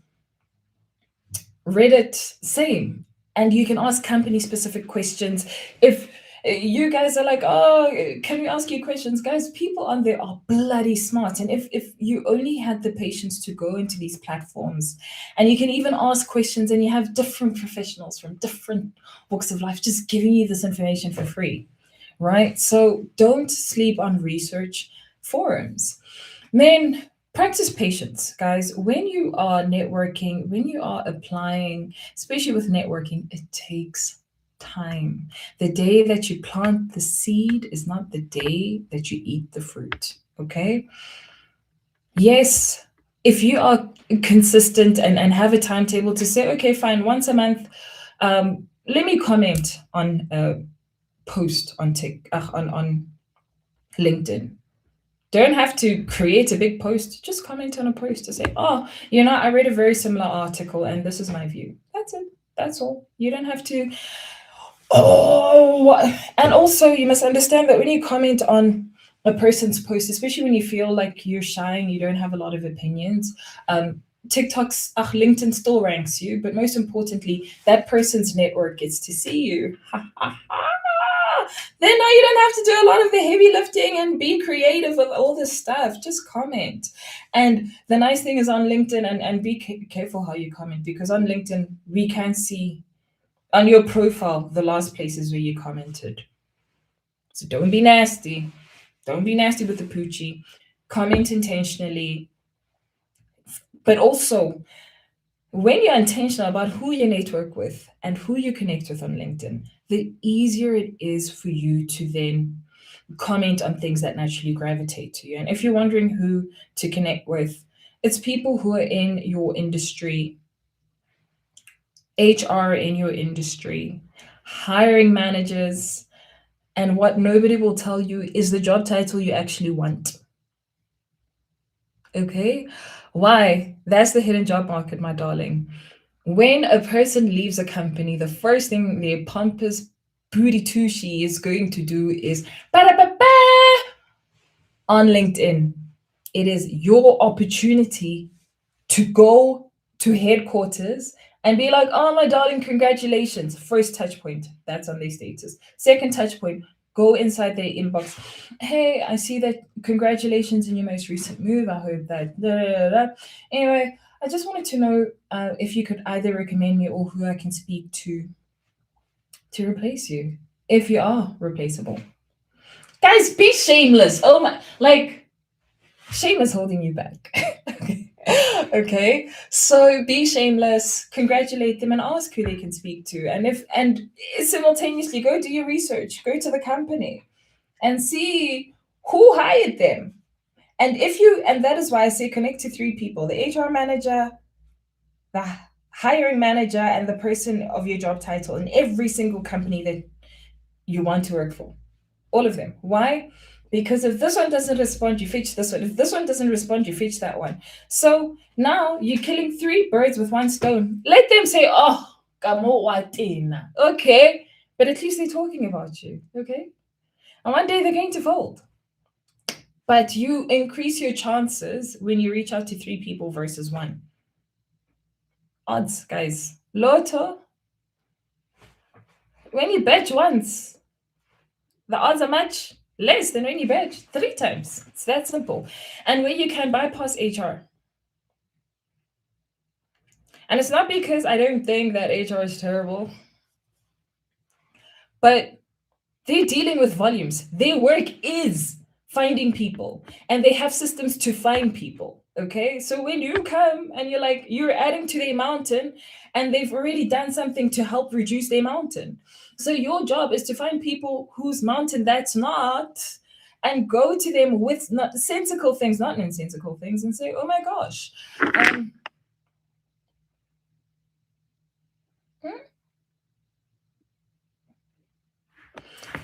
And go to them and just simply say, hey, mention something that you guys have in common or something that is interesting about them. And then your value, not the fact that you're looking. Everybody's always looking. Okay. Now, some of the platforms you can look for: LinkedIn, which I really went into, specialist firms. You're a graduate, there are a lot of graduate companies, there are a lot of graduate HR professionals. First thing you want to do is look for graduate job title, okay? Because HR managers who deal with graduates, firms who deal with graduate placements are your first prize. They specialize in that. So if they don't have one, they'll have another one. If they don't have another one, they'll have another one because they're in the business of doing that. Okay? Learnerships, internships, keep your eye out for those. Career pages of various organizations, and then you have job boards. But I want you guys to be very careful here, right? And I'll give you an example. PNet is not typically for graduates. Companies will happen to use it for graduates, but it's not a graduate native platform. So it is your responsibility to find graduate native platforms, okay? And then obviously we know that companies have their various intakes, and it's your responsibility to go into their website, go into their LinkedIn's, and go onto other platforms that typically post these type of vacancies so that you can attract them. There's quite a few on my WhatsApp that I have, and I've added them in my bulletin. So if you scroll all the way up in my bulletin, there was a time where I posted all these WhatsApps. It's in color, so you'll find it. Okay. And then a lot of you guys are sleeping on your university career centers. I do quite a bit of work for Emirates, previously known as, Vega and Varsity College. I do a lot of work with their various campuses. They have a dedicated team to help you. You know, IQ Academy as well. They're having a graduate, not a graduate, but like a human resource talk. I'm also going to be joining them. It's happening on Wednesday. So keep your eye on the ground in terms of things that people are speaking. And if you feel like I haven't covered everything, guys, use other creators and go into their content and see if, and I'll always say go to those because they probably need you guys. And that therefore the incentive of posting is to attract you guys. So how many jobs do you guys think? Just give me a second. Oh, guys, Uros is so good. Yeah, I want that formula. So, how many jobs are found through networking? You'd be surprised. Personally, I've never applied for a single job. I mean, I have used application platforms, but all the jobs I found, I never found online, right? 60%, but 90% is close. Um, read the room, right? So again, if you know that you're going into rooms where you're going to be meeting new people, have your elevator pitch. And your elevator pitch isn't, hi, my name is. No, absolutely not. I help people do XYZ. Sell your value, guys. I cannot stress that enough. And baby, say yes to opportunities. Oh, if you have to see what my rep sheet looks like, guys, YFM reached out to me. I said yes. Emma has reached out. I said yes. Hey, I would rather walk away. Like most recently, I was doing a brick simulation. I said yes, I paid. And I realized that actually, this is not what I need for this chapter of my life. And I walked away. But I didn't self eliminate. I got into the room first and I said, okay. And I brought the best version of myself to the room. And I realized that there is a misalignment. And then I walked away. So I want you guys to say yes to opportunities. Sometimes you don't know whether or not something is for you, okay? But in the midst of that, and until you know whether or not it's for you, say yes. You are young, guys. You are young. Um, and one thing that I've learned, especially from some of the most phenomenal opportunities I've had, and I've had a lot, it's because I've said yes to a lot of things. In varsity, again, I was volunteering. No, no. Well, I volunteered, in one particular thing. And then this guy was like, hey, how I need it. I have a funder coming. And this is what I'm trying to tell him. And that's what I need you to tell him when he gets here. It's on Sunday morning. I said, Sharp friend, I'll show up for you. And I did that. And it happened to be one of the university goedmans who deal with like the business side of things. And he was like, oh, you sound like you have your house together. I said, thank you. And he said, what faculty are you in? I told him. He said, okay, well, I'm gathering young students for Voice of Business. We're going to go to a game farm. I said, does that mean I'm packing a bag? We're going on vacation. I was so excited. I packed. I went to his PA's office because he said, just go to my PA's office on Monday, ask her for the information and the details.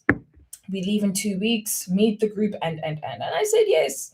And I did that project, made friends, networked, and guys, they were big guys. They were PhD students, they were postgrad students, and there I was with my diploma, barely finished, la da da da da in the room. And that opportunity landed up getting me to Germany.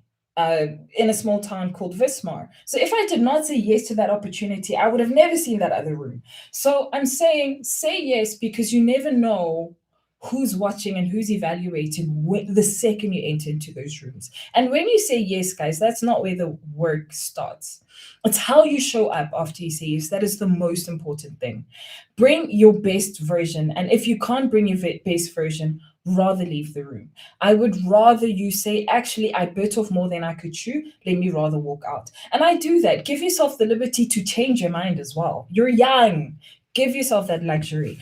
But Hey, guys, my 2K with you, le trap of the workforce, and they don't know what to do with you. I don't know how to overcome that challenge, but that's not what this video is about.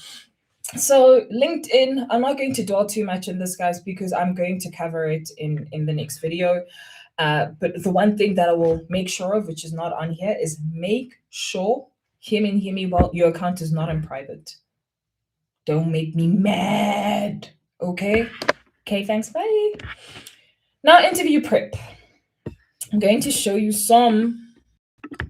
So there's something called the STAR interview method. And again, I have an interview guide. So I'm not going to stress on this because I do have a guide and I'll do a more detailed video on this.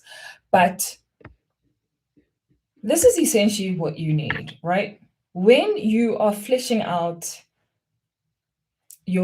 what it is that you do on your CV, but most importantly, how to answer an interview question. This is the formula you want to use, which is called the STAR method, especially when you're a junior candidate.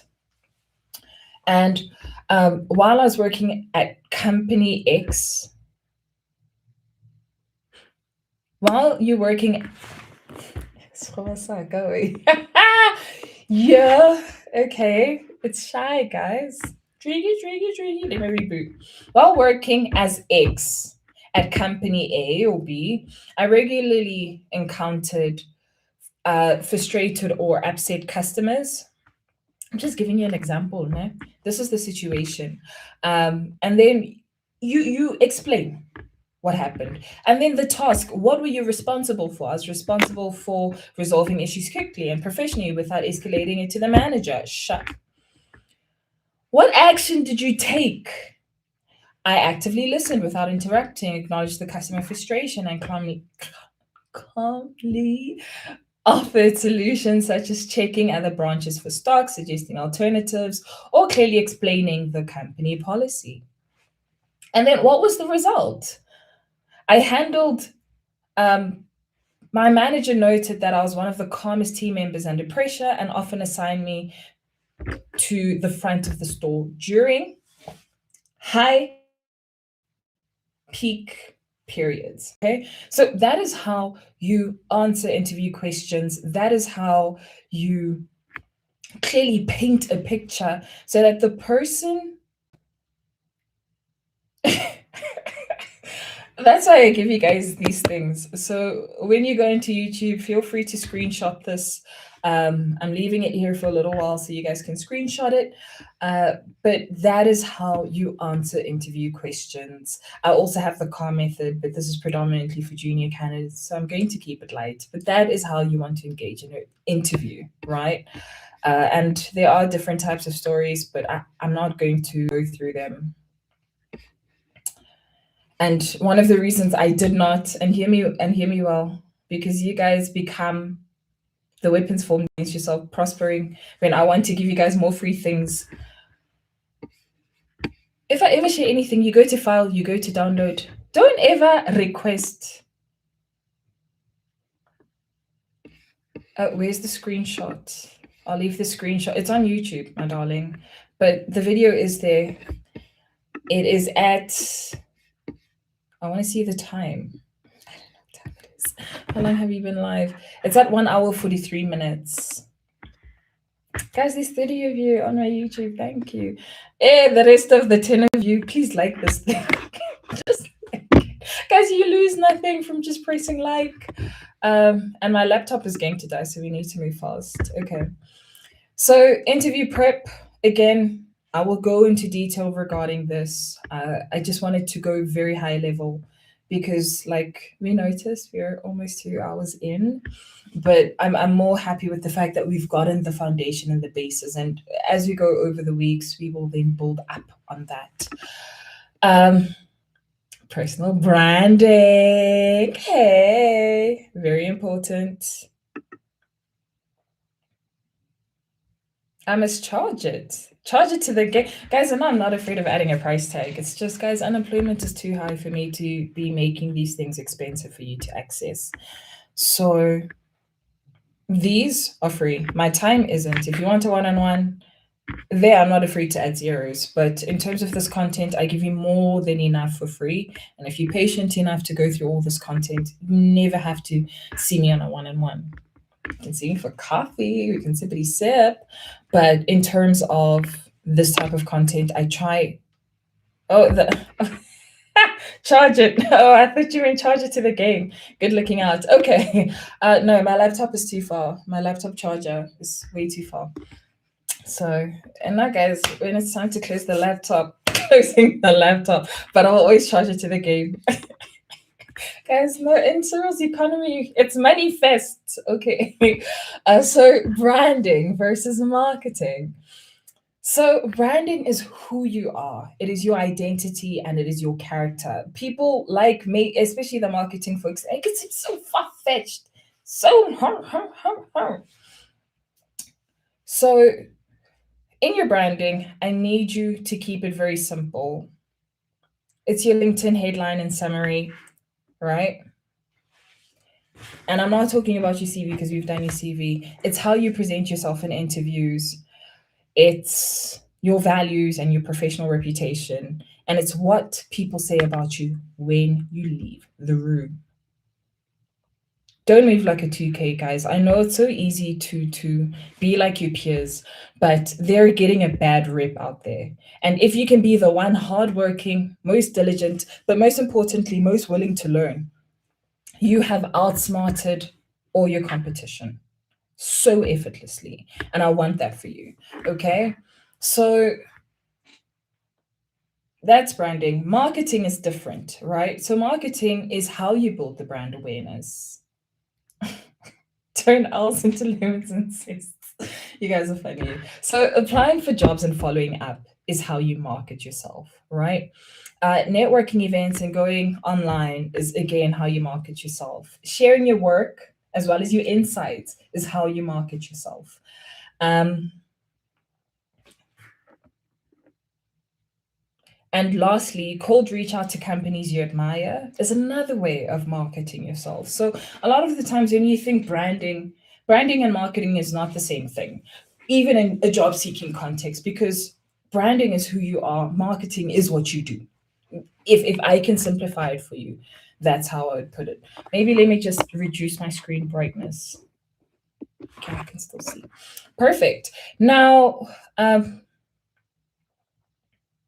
the 4 P's of marketing, right? You are the product. And as the product, you're taking on jobs and responsibilities. It is your responsibility to build your career roadmap and define rather what it is that you offer as the product. And then price.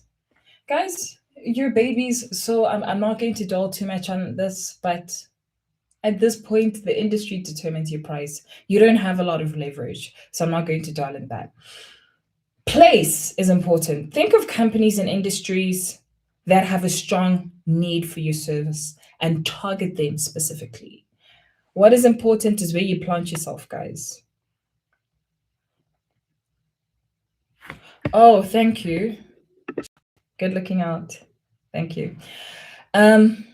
Promotion.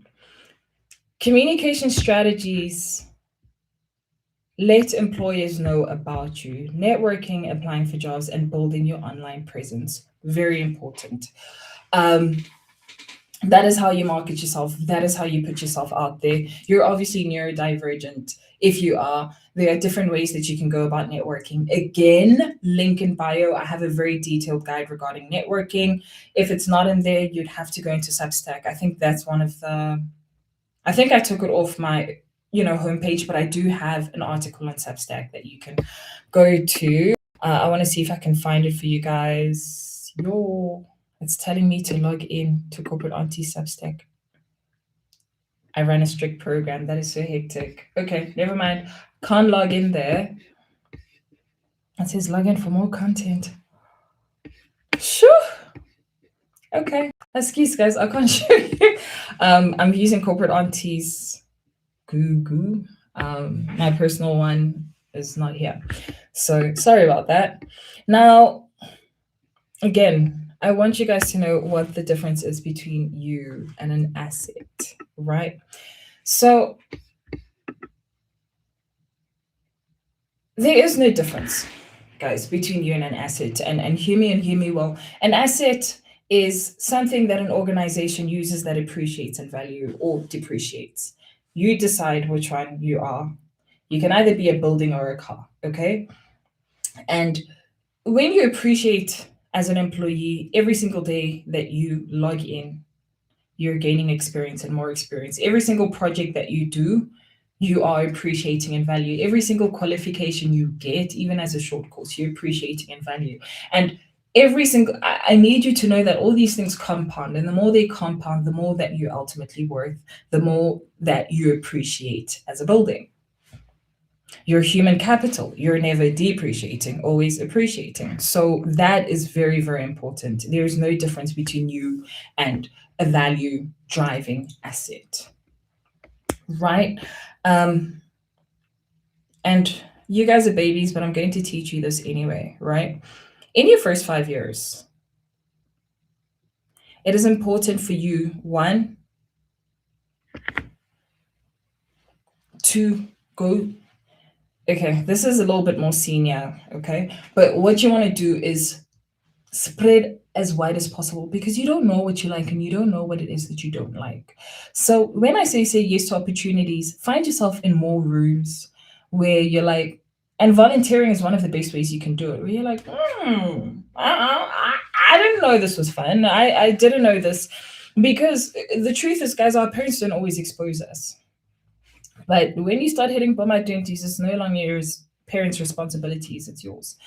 And if you have the time and the capacity, you're young, your knees are still working, use them to jump and run for different opportunities. Um, and once you start falling in love with certain things after you've explored, you can then start getting deeper into one domain or one area of speciality. You can, and don't listen to people saying, hey, AI this, AI that. Keep your hand on the pulse regarding your industry so you know where it's going. But don't let people who know nothing about your industry scare you out of it. And the more you expose yourself, the more you know how exposed you are. And the more you can say yes or no to particular opportunities because you've taken them before, right? Um, and at this stage, guys, build good relationships, be reliable. Don't be the person who says, yeah, I'll help you, and then don't. Build loyalty, build trust, because those are the things that are going to carry you much later in your life. And remember, now you're not relying on your qualifications. These people are going to be your referees. So leave on a good price, okay? And leave at a good value. And then in terms of moving, guys, I've obviously told you about lateral moves. You're more than welcome to watch that on TikTok. But again, guys, go across industries. You may think you hate your job. Yeah. Energy saver turned on. Hey, my laptop loves you guys. Got it. Broaden your skills into different industries. Have a wider professional network. And now, guys, let me tell you something. I will always say one thing I love about me is I may not have a person's number, but I know how to reach them. If I don't know that person, I know somebody who knows them. When I America, when I Ghana, when I UK, when I Germany, when I China, it's the one where I can't say, oh, I actually know someone there, or I know somebody who knows someone who can reach them. Very important because that is where your value sits. Your network is infinitely greater than your net worth. And if you know that, very important, guys. There are certain bridges I'm willing to burn, but very few. Right. And again, I know with the lateral move, I was quite detailed. My love, can you do me the greatest favor of humanity? What do you want first? And then I'll tell you what I want. You don't want anything? Okay. May I have my charger, please? My laptop charger. The whole thing. Don't bring just the part. You can take off my headsets, but like the whole charger, please. Sorry? That I'm going to take. You miss me, no? Let me wrap up. I'm gonna wrap up, girl. I love you down. So aim for 2 to 3 years minimum before you hop, especially at the beginning of your career. And listen to me and listen to me well. If a job is compromising your mental health, go to their competition. I don't care what you say, but just make sure that you have an on compete. Leave, guys. You're too young to be too miserable in certain jobs, okay? But don't leave without a plan. But when you're young, you have the luxury of moving and hopping as often as possible. Do that. There are certain companies you don't have to add in your resume. Just say, oh my gosh, I was in a loony bin. No, I'm joking. I was dealing with bereavement and I lost whatever. Make up an excuse. You upskilled something, okay? Or the market was bad. Doesn't matter. Um, am I wrapping up? I don't know. What page are we on? It doesn't show me. Okay. But in terms of goal setting, guys, you must see your goals clearly and specifically before you can set out for them. Hold them in your mind until they become second nature. This is very important, and I love adding this in my quotes. In my, what do you call this? In my presentation. Thank you. Okay. Do you want some pizza? You're more than welcome to have a slice and some juice, okay? And then just watch one more episode and then I'm coming. I'm already on the 99th episode. Cookmaster She. No, I'm on it's the 95th episode that I'm watching. Okay, watch the 96th and 97th and then I'll be done. Love you down. I'm on the 96th tonight. Oh, my sister, that number keeps moving, but love you down, okay? So, guys, I know you're graduates. Hear me and hear me well. I know you're graduates. But the sexiest thing you can ever do for yourself is being clear about what it is that you want. Because when you are unclear, the people around you will determine what is for you. If you have the luxury of choice, exercise it. I know that we have a high unemployment rate, but once you're employed, the game is significantly different. Once you're in the loop, that's a different ball game altogether. When you're unemployed, yes, barriers to entry are much higher. But again, clarity will save you from a lot of things. What do I mean? If you don't know what you want in your industry, guys, you're going to land up settling. I would rather you sit, do research, go into Glassdoor, go into PNet, find the different industries, go into ChatGPT. Hey, Chat, if I do this job, what does my career progression look like? And maybe this month, do I even have a pen? Very bold of me to look out my notebook. Maybe this month I will do something along the lines of goal setting. I think you guys need that because personally, and I say this with the utmost respect, I'm tired of you asking me, oh, what must I do? I don't know. Okay, it's your career. So, goal setting, career mapping is what I'm going to do for you guys this month because I swear to everything in this planet and then some, if one more person asks me, oh, I studied this, what must I do? Eat a fish, baby. I don't know. Okay. When I studied, I knew exactly what I wanted to do, and I am becoming that. So know what it is that you want. Clarity is king. So again, understand your current role and steps to achieve your aspirations. And by the way, my laptop is charging. Shout out. Goal setting, provide direction and focus for your career development. It is very important that you have this. Why? Listen to me and listen to me well. The person who will be unemployed when you are promoted will never want to progress you. Who is that? Your manager. If you get promoted, your manager's job is at stake. They will never have your greatest and best interest at heart if the environment is not conducive enough to promote you.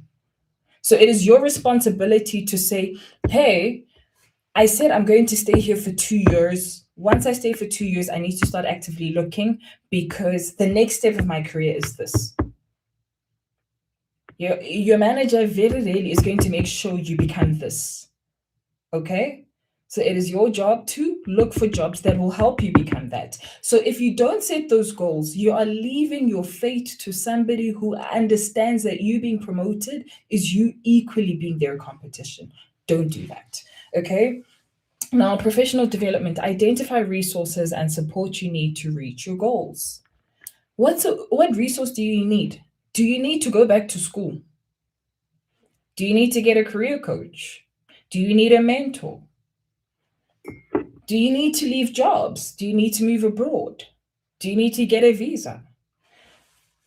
You know what I mean? Understand, do you need to start making networks in politics? Know what it is that you want and start moving towards it. Not flexibility. Guys, the market will impact Rabon or AI every other day. Huh? You know? Unemployment every other day. Huh? So be flexible.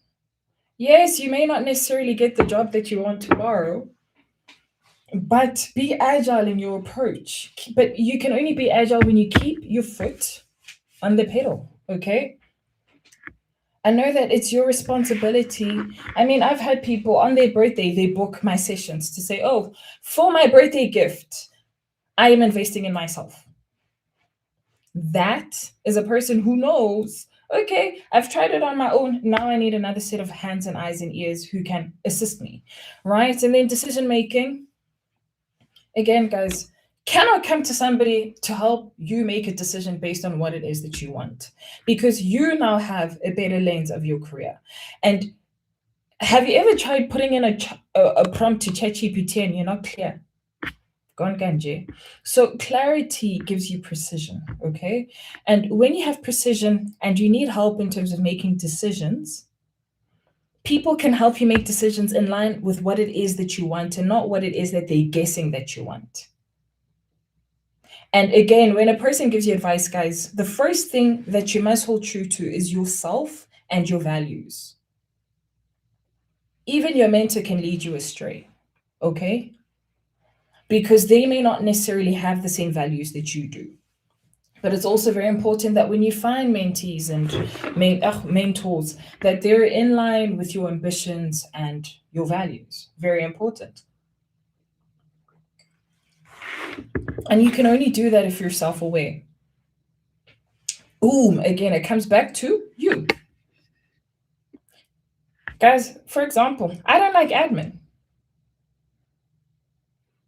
You won't see me take on things that require admin from me. What? So I know that admin is not one of my greatest strong points. So even in my career progression, if my mentor says, yeah, I must go do, look, there's certain administrations that I'll do to earn my stripes. And I'm going to make sure I earn my stripes quickly so I don't have to do more of that. But outside of that, self awareness is knowing, oh, my network keeps on saying I must go out to network and go meet people. I'm such an introvert. I would rather be at home. Then find a mentor who's a lot more digitally savvy in terms of expanding your brand. Okay? But you can only be self aware. Now, I need you to bridge the gap, right?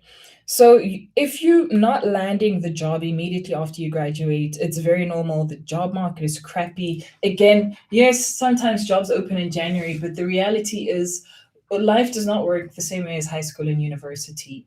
And it has been a culture shock for me, especially with my mentee, because when we sit and we have our session, she was like, yeah, and then I joined the company and then this and that and that. I'm like, baby, work is not university, they don't work the same. So there is going to be that initial culture shock, and a part of the culture shock is not all companies start in January. A lot of them, their budget opens up in March, and outside of that, there's just so many other things that companies do, and things are not to the same textbook and to the T. Give a pillar first, and then so adjust yourself to that culture shock, because you will find a fundamental difference from where the wig needs to come out. Got to release the mind. Oh, that. That felt so good. So, again, guys, do freelance jobs, do side gigs, and maybe if you have the luxury, and I'm not talking to legal professionals because the second you give you advice for free, it's. But if you have skill sets that you can give and volunteer and freelance with, there are platforms, again, you can check out my remote work guide. I also talk to freelancing roles. So if you're like, I'm too shy to go out there into the market and I wouldn't know where to start if I want to freelance, and there are platforms where you can do that, right? So that you can build your portfolio. And you can even use an opportunity, for example, to reach out to hiring managers. If you're a social media manager, for example, do a cute little campaign page and a pitch with you in it and use that as your pitch. Okay, because who else is doing that? And especially in marketing, they want portfolios, guys. So when you reach out, don't just reach out with your CV because you know that that's not a creative space. LinkedIn gives you the luxury of saying, hey, a one pager with some of the work that you can potentially do, or how you envision their brand, or how you think you can think of a campaign. And here, guys, remember your intellectual property as a young professional is not something that you can easily monetize, and a lot of people won't give you your weight in flowers. It's the seeds that you sow. And if they can't, give you that, then ask them to recommend you to a room that can. Another thing is upskill yourself, guys. The work market requires you to upskill. Again, in my ATS video, I talk about how certain companies require you to know certain systems. If you're in payroll, you need to know Sage. If you're in ops, you need to know SAP. So do those free courses, study the systems at least. So when these companies are looking for those skill sets, yeah. Another thing, guys, is track your progress. Sometimes you feel like you're doing bad, but if you sit down and you really reflect and look at the things that you've done and achieved, you'll really blow your mind and hopefully give yourself a lot more grace. And then expos and career day hacks. Okay. Oh, I just need to clean my back. Oh, that felt so good. So, expos, right? A lot of you don't like networking. A lot of you are very introverted. That's fine. But the first thing I want you to do is go out to Google and find the expos in and around you. So, for example, you're in Joburg, you have Gallagher Estate, you have Sandton Convention Center. Perfect. Now look at their event calendar. They will tell you the mining in Daba, construction big five, the food expo, da da da da da. Which ones speak to you? If you're a generalist, guys, or you're in finance, all of them speak to you.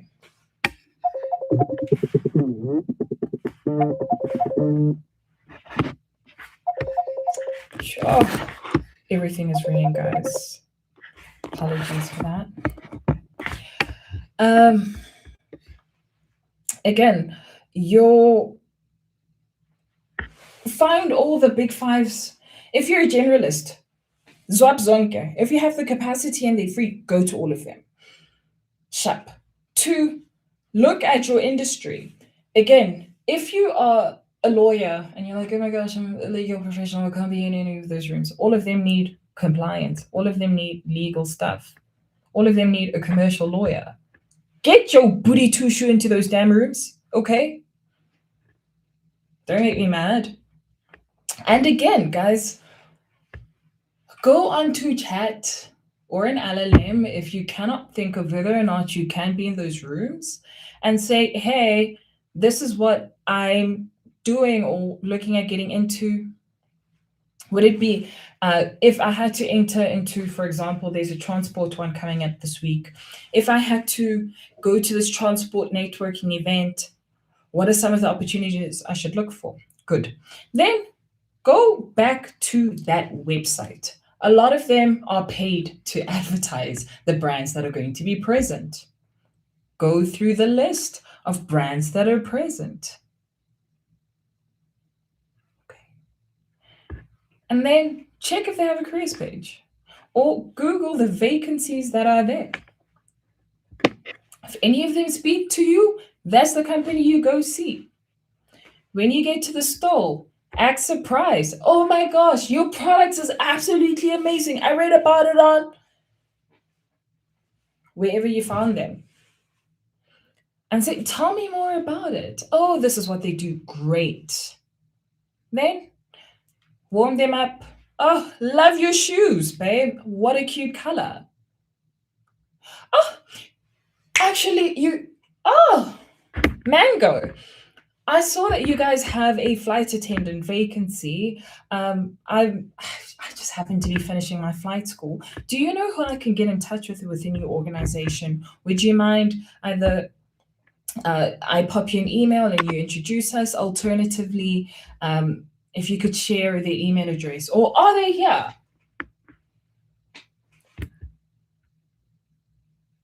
Notice how you didn't have to go to 10 different companies?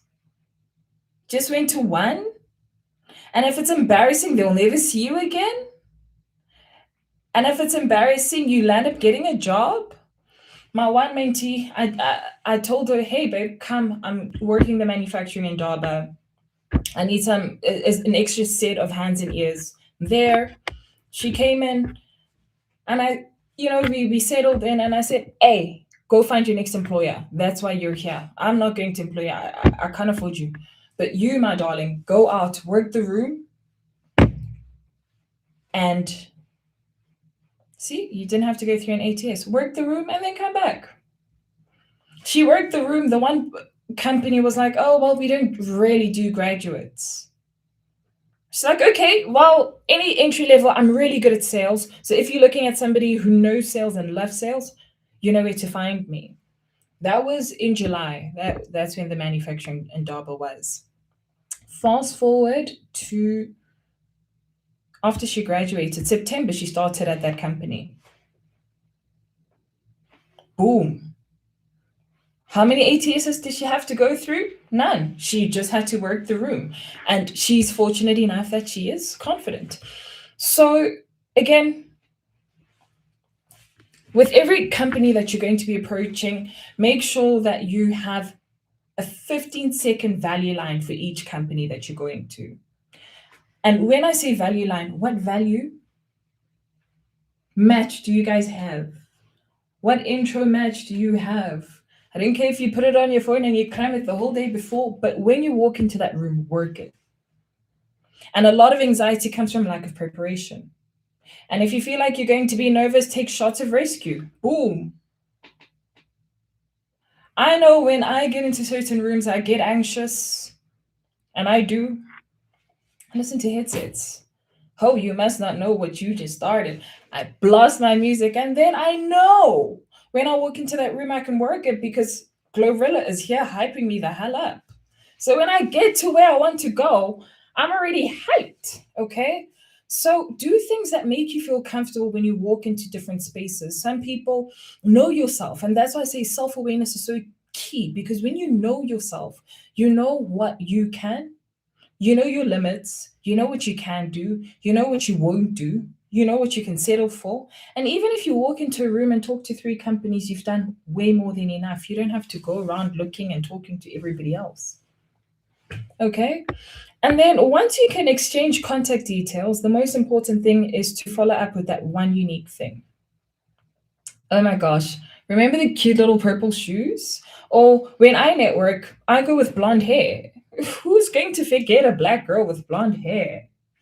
Natural blonde, never. So when you also network, have something unique about you. I either wear hot pink or red or blonde, or I just look damn good and I smell even better. And then I know that those are the key things. When someone's like, oh my gosh, you smell good, I'm going to be like, hey, remember the girl who smells good? Anyway, you said you were going to put me in touch with XYZ. I'm young and I'm ready. Let's go. Right. And then when they don't respond, and do it like a day or two after the expo, because things are quite high pressure. After a day or two, just say, hey, it's me again. Boo, boo, boo, boo, boo. And again, if you are curious about that person, It makes it so much easier to follow up because people remember how you make them feel. And it goes back to, thanks, sugar, goes back to the heart center that I was telling you guys about. If you can speak to a person's heart center, they remember the human. They don't remember a person who was trying to get something out of the room. And if you're genuinely curious about them and you ask them, oh my gosh, something about them, or remember a small little detail about them, it's so much easier for you to go back to them versus, hey, I want this, I want that. You're going to give it to me. You know what I mean? Hope to find this in YouTube. You will love. You can even go there right now. We are reporting live, and there's actually a screen. So I am sharing a screen so that you guys can see. So this is a company that does a lot of things. Feel free to screenshot it. And I've also done a loom. Oh, I'm not sharing that. My bad. But I do have the loom in my bulletin, right? But they have a LinkedIn optimizer. And this weekend I will go into the platform in detail because it builds LinkedIn very beautifully. But you can go through it now. It's freemium. What does that mean? It's free, but it also has premium paid features. But listen to me and listen to me well. The free features, chef's kiss. It has a job tracker, so you can track up to 100 jobs, meaning you can write the job spec you submitted, paste the job description. So when you go on to that particular platform, you can find whatever it is that you're like looking for in preparation for that job. It is free 99. And then it's also very intentional about networking. So, for example, if you go to that networking event and you come across this person, because obviously with a lot of these networking events, you can scan barcodes and follow them on LinkedIn. This platform has an intentional networking tool, again, free. And what it does, maybe can I open my LinkedIn? Let me sign into my LinkedIn. I can show you in real time. Oh, yeah, guys, I also have a strict 10 in the house, hey? Guys, to be an aunt to something. Okay, now, let me go back. Because I really just want to show you guys the cracks of this platform. And then once I have, we will go through it in detail over the weekend. But I want you guys to ask intentional questions now. So I don't want to just be doing a live and then you're just watching. No, ask me questions so that we can move through it quick. And so that in that Pella, like I said, when it comes to my time, I do charge. So what you want to do is make sure that when you have me for free, make the most out of it. So when you come to these rooms, guys, don't just ask generic questions. Go through the content first so that, you know, we can cook with guests. Touch key. Sorry, guys, I need to move aside to put in my fingerprints. Yeah. we inside. No, don't switch my Gmail. I don't need this. Ooh, I need to just quickly hop onto LinkedIn. Pull up screw. Yes, it's me. Two-step authentication. Don't play that game. Can't hack my LinkedIn. Okay. Cancel. I don't want you here. I want to see if the plugin is here.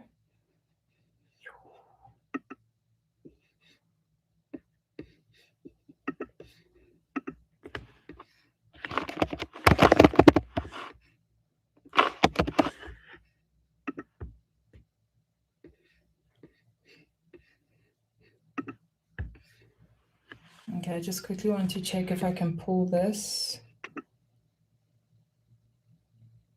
And then I can show you how to use this portal really nicely, but I will do a more detailed video. But like I said, because we're meeting here and LinkedIn, I'm going to predominantly be using this tool. I really want you guys to be familiar. So we cooking with gas now. And then I can show you the really cool features and not just the small stuff. Chrome extension is what I'm trying to download, baby.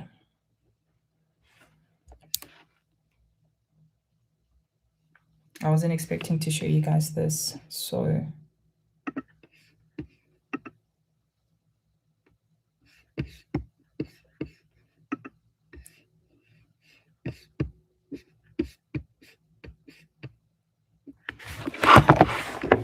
sorry, just had to Chrome, my darling. Oh, you guys are covering it. It's shy.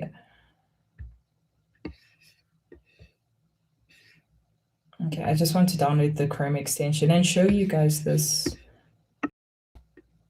Okay, so is the Chrome extension here? Let me pin it.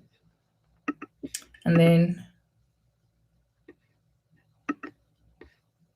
let me log into my LinkedIn once again.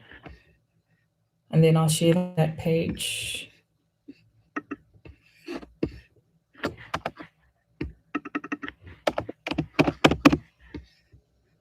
Because after this, I need to go feed my dog.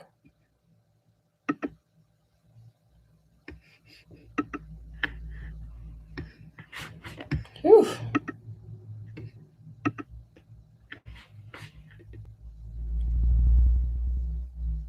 LinkedIn is so strict, I cannot. Okay, guys, sorry, you have to move this side.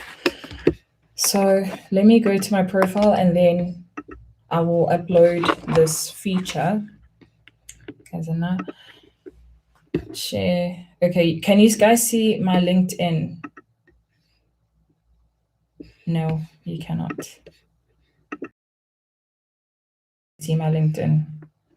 Okay. I don't like sharing my LinkedIn with you guys, but it's fine. We're here now. What I'm going to show you is the LinkedIn optimizer.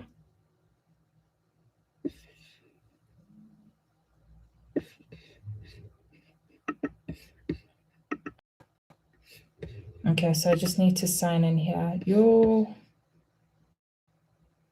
Okay, I'm just configuring.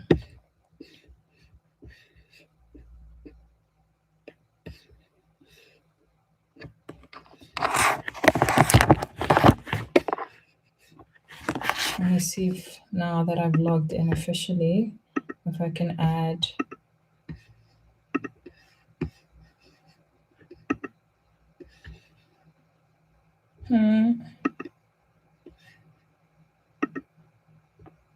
Okay, share this tab. Welcome, ladies and gentlemen. If you guys are viewing from YouTube, from LinkedIn, getting a TikTok, guys, there's so many apps. Yo, I'm a Kardashian. I can't keep up. Guys, we've been on this live for 2 hours. That's on TikTok. So I want to show you the optimizer, right? So this is how it looks like. And as I go through, it tells me, can you see upgrade to premium? But I don't even have to go premium mode yet. Okay. But here it tells me headline. I can even use AI to help me draft it, open to work, location. I have issues, so I need to fix my skills. It tells me how to fix my skills. It gives me a bonus tip, right? I can go back. Any suggestions? It tells me these are some of the things I must be working on. And I love the fact that it gives you tips. And then here it says go to section. Then it takes me to the section. I don't want to open it, but you can fix it in real time. So you don't have to know LinkedIn. I'm going to go into this platform and LinkedIn in great detail. But in the meantime, guys, familiarize yourself with this platform so that when we go deep diving, steeping with Auntie on Sundays, we can really get into the cracks of LinkedIn. But let me find my friend, because my friend is like the one. Okay, let me use Nadine. She's also a cool chick. So here, I want to show you how much further this app can go, right? Here's my friend.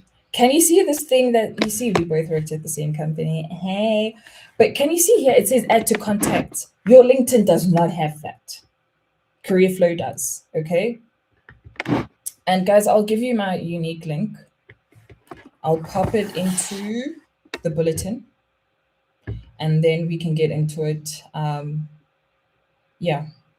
And then, yeah, I'll definitely share the link in my bulletin so you don't have to worry about all of this. Here's my networking. What goal do I want? I may tell a networking event, so I'm going to say networking. The status must be contacted. I need to schedule a meeting or I need to follow up. I can select one. Remember, we met at the expo, so must be contacted. When do I want to follow up? I want to follow up in 2 days' time from the expo. Boom. And then I save the activity. Where does this go? Into my diary. 2 days from now, it says, hey, must you follow up? When it goes into my diary, it says, you must follow up with Nadine. Click here to go to her profile. Boom, I'm at Nadine's page. I didn't even have to go and find the ghetto on LinkedIn. I go exactly to where I need to go. I follow up. I'm done. I'm dusted. Now I add a new activity now that we've followed up. Or I see that she's posted a job. I link her to the job. Hey, you said I must contact you regarding this job. So if I have any jobs and I save them onto the platform, Gadla. Guys, please, you can't say I don't love you. And any notes. Oh, Nadine wears pretty purple shoes. That's the unique thing. See how you don't have to remember everything about her? Just populate and pop everything here. You are done. Dusted. Then your job seeking journey is a dream. You don't have to remember. Nothing about this is pretentious about following up. It's very native. There's a full system for you. And I will send you a link so that you guys can do all of this. And then it also has a job tracker, but let me just see if I can open the job tracker to show you. But like I said, I will go into detail regarding all the full stuff. But I just also want to show you guys that this is how I use the job tracker. When I apply to influence certain brands for you, instead of me having to think about them, I upload them onto here. Notice how it says upgrade to premium, but I have these features. Also, now I am officially CareerFlow's influencer. So now I need to do a campaign for them, right?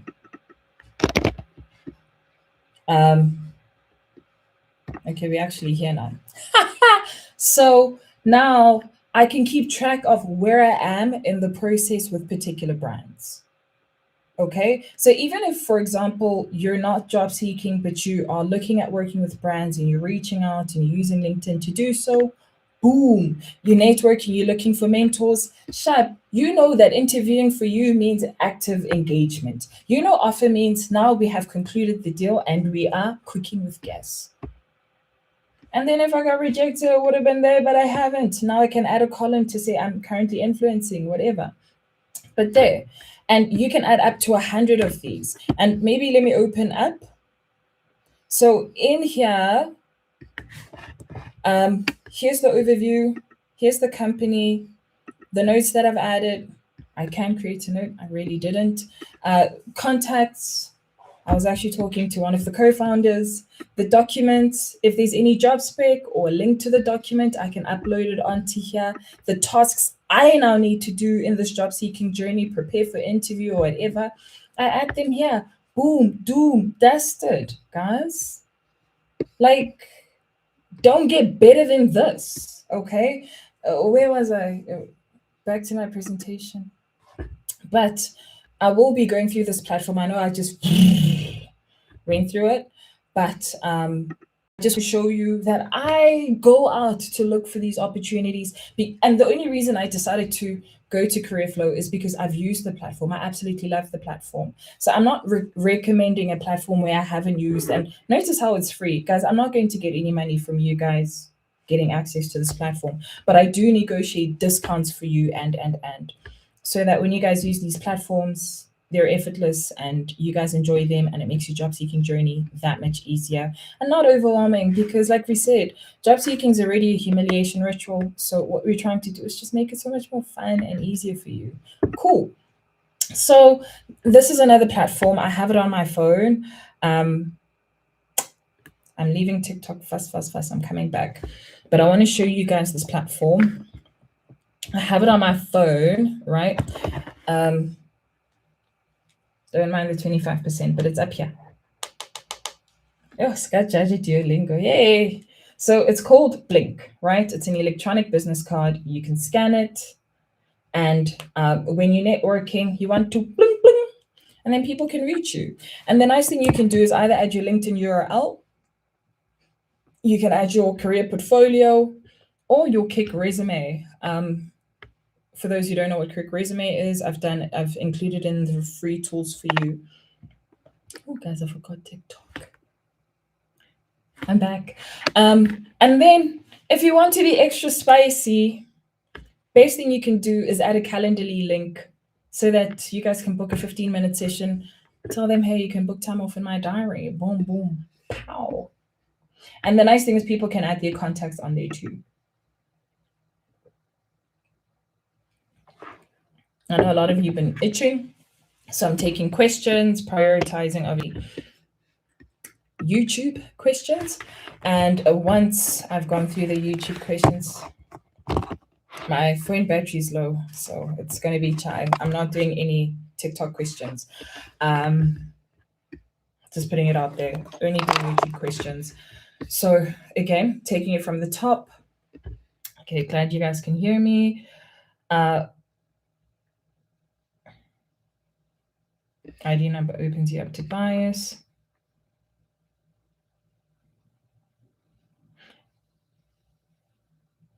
Okay, so there are questions that I have answered during the live, so I'm fortunately not going to do that. Can you add your family business on your resume? Absolutely. It would be first prize if you don't say it's your family business, really and truly.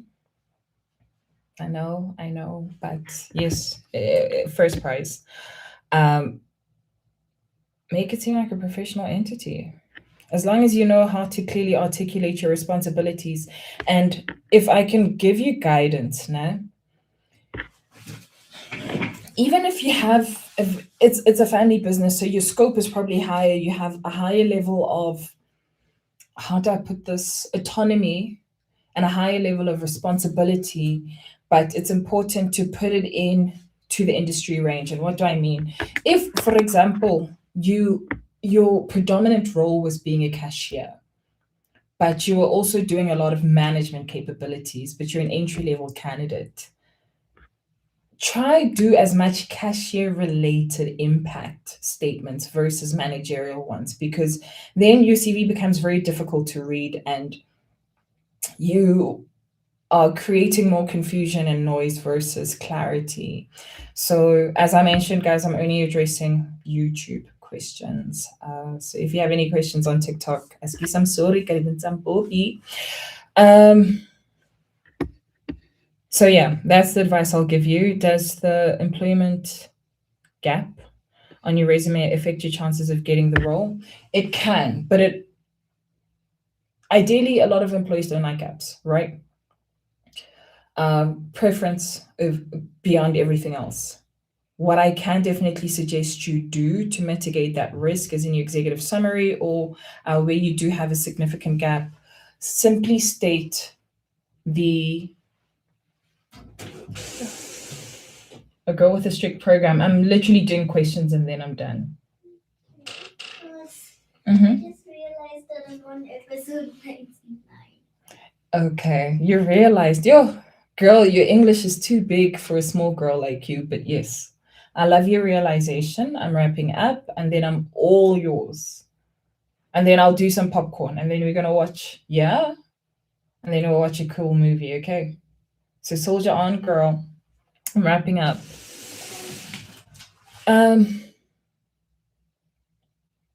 So yes, I was talking about the gaps. Gaps are very important in the sense that if you can clearly articulate your gap, guys, sometimes the gap is from the market. The market is bad. We understand that, right? If you can articulate that in your executive summary, then that's great. If your gap is sensible and reasonable, that's also great. So what do I mean? If you were retrenched, you just simply say, company was scaling down or got liquidated, that we can understand. If you took a gap to go study, again, remember, your education's all the way at the bottom. Your experience is there. So when we see 3 years gap, we see a red flag. But if you can just clearly articulate the fact that I opted to focus on pursuing my qualifications during this time. But again, I'll say the one most important thing, your executive summary is there for you to clearly articulate your gap. Okay. Dropping the salsa. I love it. Thank you very much. Those are pro tips. Thank you. Thank you.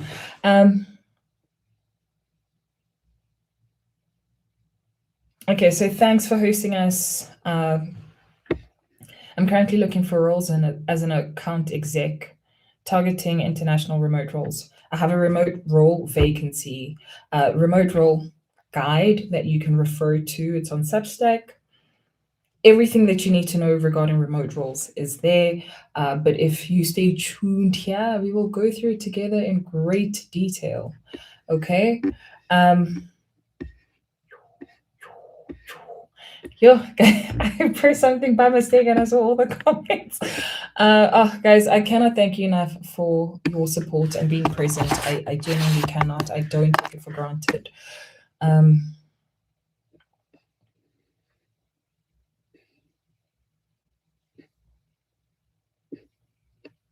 Okay, so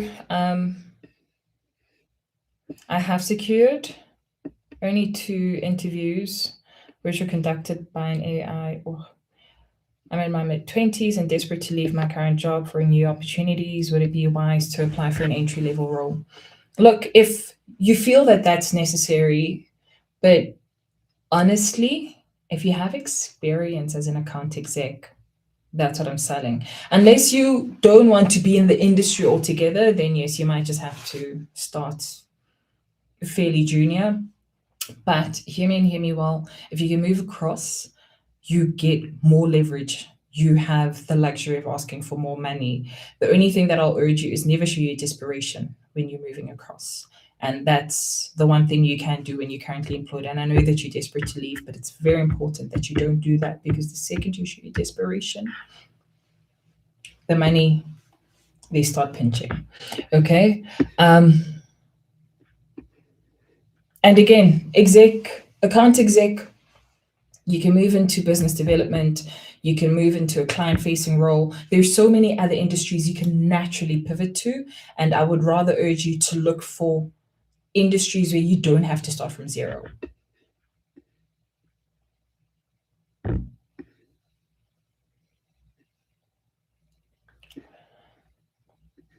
Look, what is important? Yes, you're a jack of all trades. It's how you position it. I mean, you guys saw my LinkedIn, guys. I am a lot. I do a lot, right? But my headline is very clear in terms of what it is that I do. I tell you that I'm a retired recruiter. I was going Boraga recruitment and ask me for any of that. I'm not in the market for that.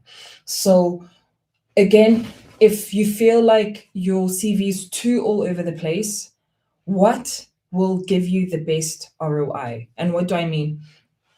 Your passions may not always translate into great money.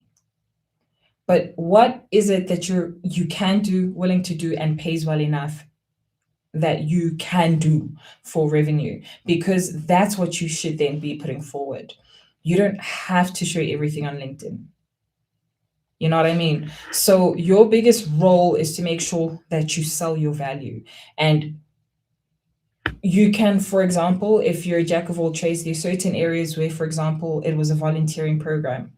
Add it as a volunteer capacity. It doesn't have to be an employment gig, right? Even if it's your own company, and for example, you are doing like a passion project, so it's not really paying you, you can add it as a volunteering thing. So it's still on your profile, but it's not like that. Thank you so much for the love, running. Oh, thank you so much for subscribing, guys. How old is she? Yo, she is a baby. Like, yeah, she's a kid, under 10, but has a mouth of a politician. Okay, you are not late. this is recorded. This is going to be saved. You're going to have access to it. I'm just wrapping up with the last 3 questions, and then I'm going to call it a knot. How do you spot bogus jobs on LinkedIn? There's a few things. You can check on Glassdoor to see the nature of the job, right? You can check other platforms if those platforms have the job. Look at the comments. If it's a reputable company, but you're not seeing a lot of engagement on the job and nobody else is like reposting it, or they've probably read through their BS. I'm just trying to see what other things you could pick up on. Search it, guys, on LinkedIn. Sometimes people complain about companies. LinkedIn is such a great place where conversations happen naturally. Reddit and Quora, but Reddit mostly, especially if it's like a tech company, they will flag it to be like, oh, look at that company posting that job again. So again, guys, it's your responsibility to update platforms like Glassdoor. If you see the same company reposting the same job over and over again, if it's not a recruitment agency and it is an internal business, they either have a high staff turnover. So if, like, for example, the company has 50 people and you keep seeing the same vacancy again, that battery's low, and you keep seeing the same vacancy again, then they're probably trying to build a pipeline and it's not a real job. And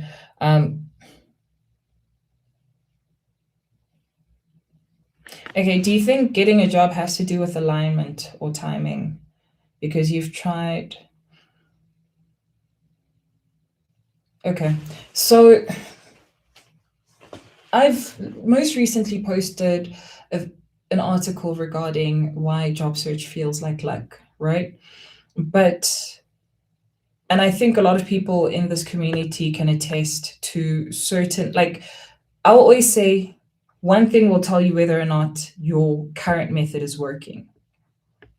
And that is whether or not you're actually getting traction in your profile. There's a fundamental difference between you've been posting for a whole year and you haven't heard anything back versus you've posted, you landing interviews, maybe not getting the job, but you're landing interviews. Because if you're not even landing interviews, then your CV isn't hitting the way it should, right? And that is why I'm very big on job tracking, because if you track your jobs and you see, yes, 1 or 2 vacancies, you can't see much, but if you've applied to 100 roles and you see that you're landing up in the first 2 columns, or you land up in the first column, then your CV is the issue. If you're landing up between interviews and CVs, then how you present yourself may be the problem. But again, having a job tracker almost helps you see a lens of where your friction point and your issue is. So I would always urge you, if you're not, like, if you're applying and you don't know where things are going wrong, having a job tracker really helps you. But until then, it's important to go into have an honest conversation with yourself to say, is my CV truly representing me? If you don't know how your CV is, because guys, a lot of people charge CV services, but they really should. I have unstable connection up here on YouTube.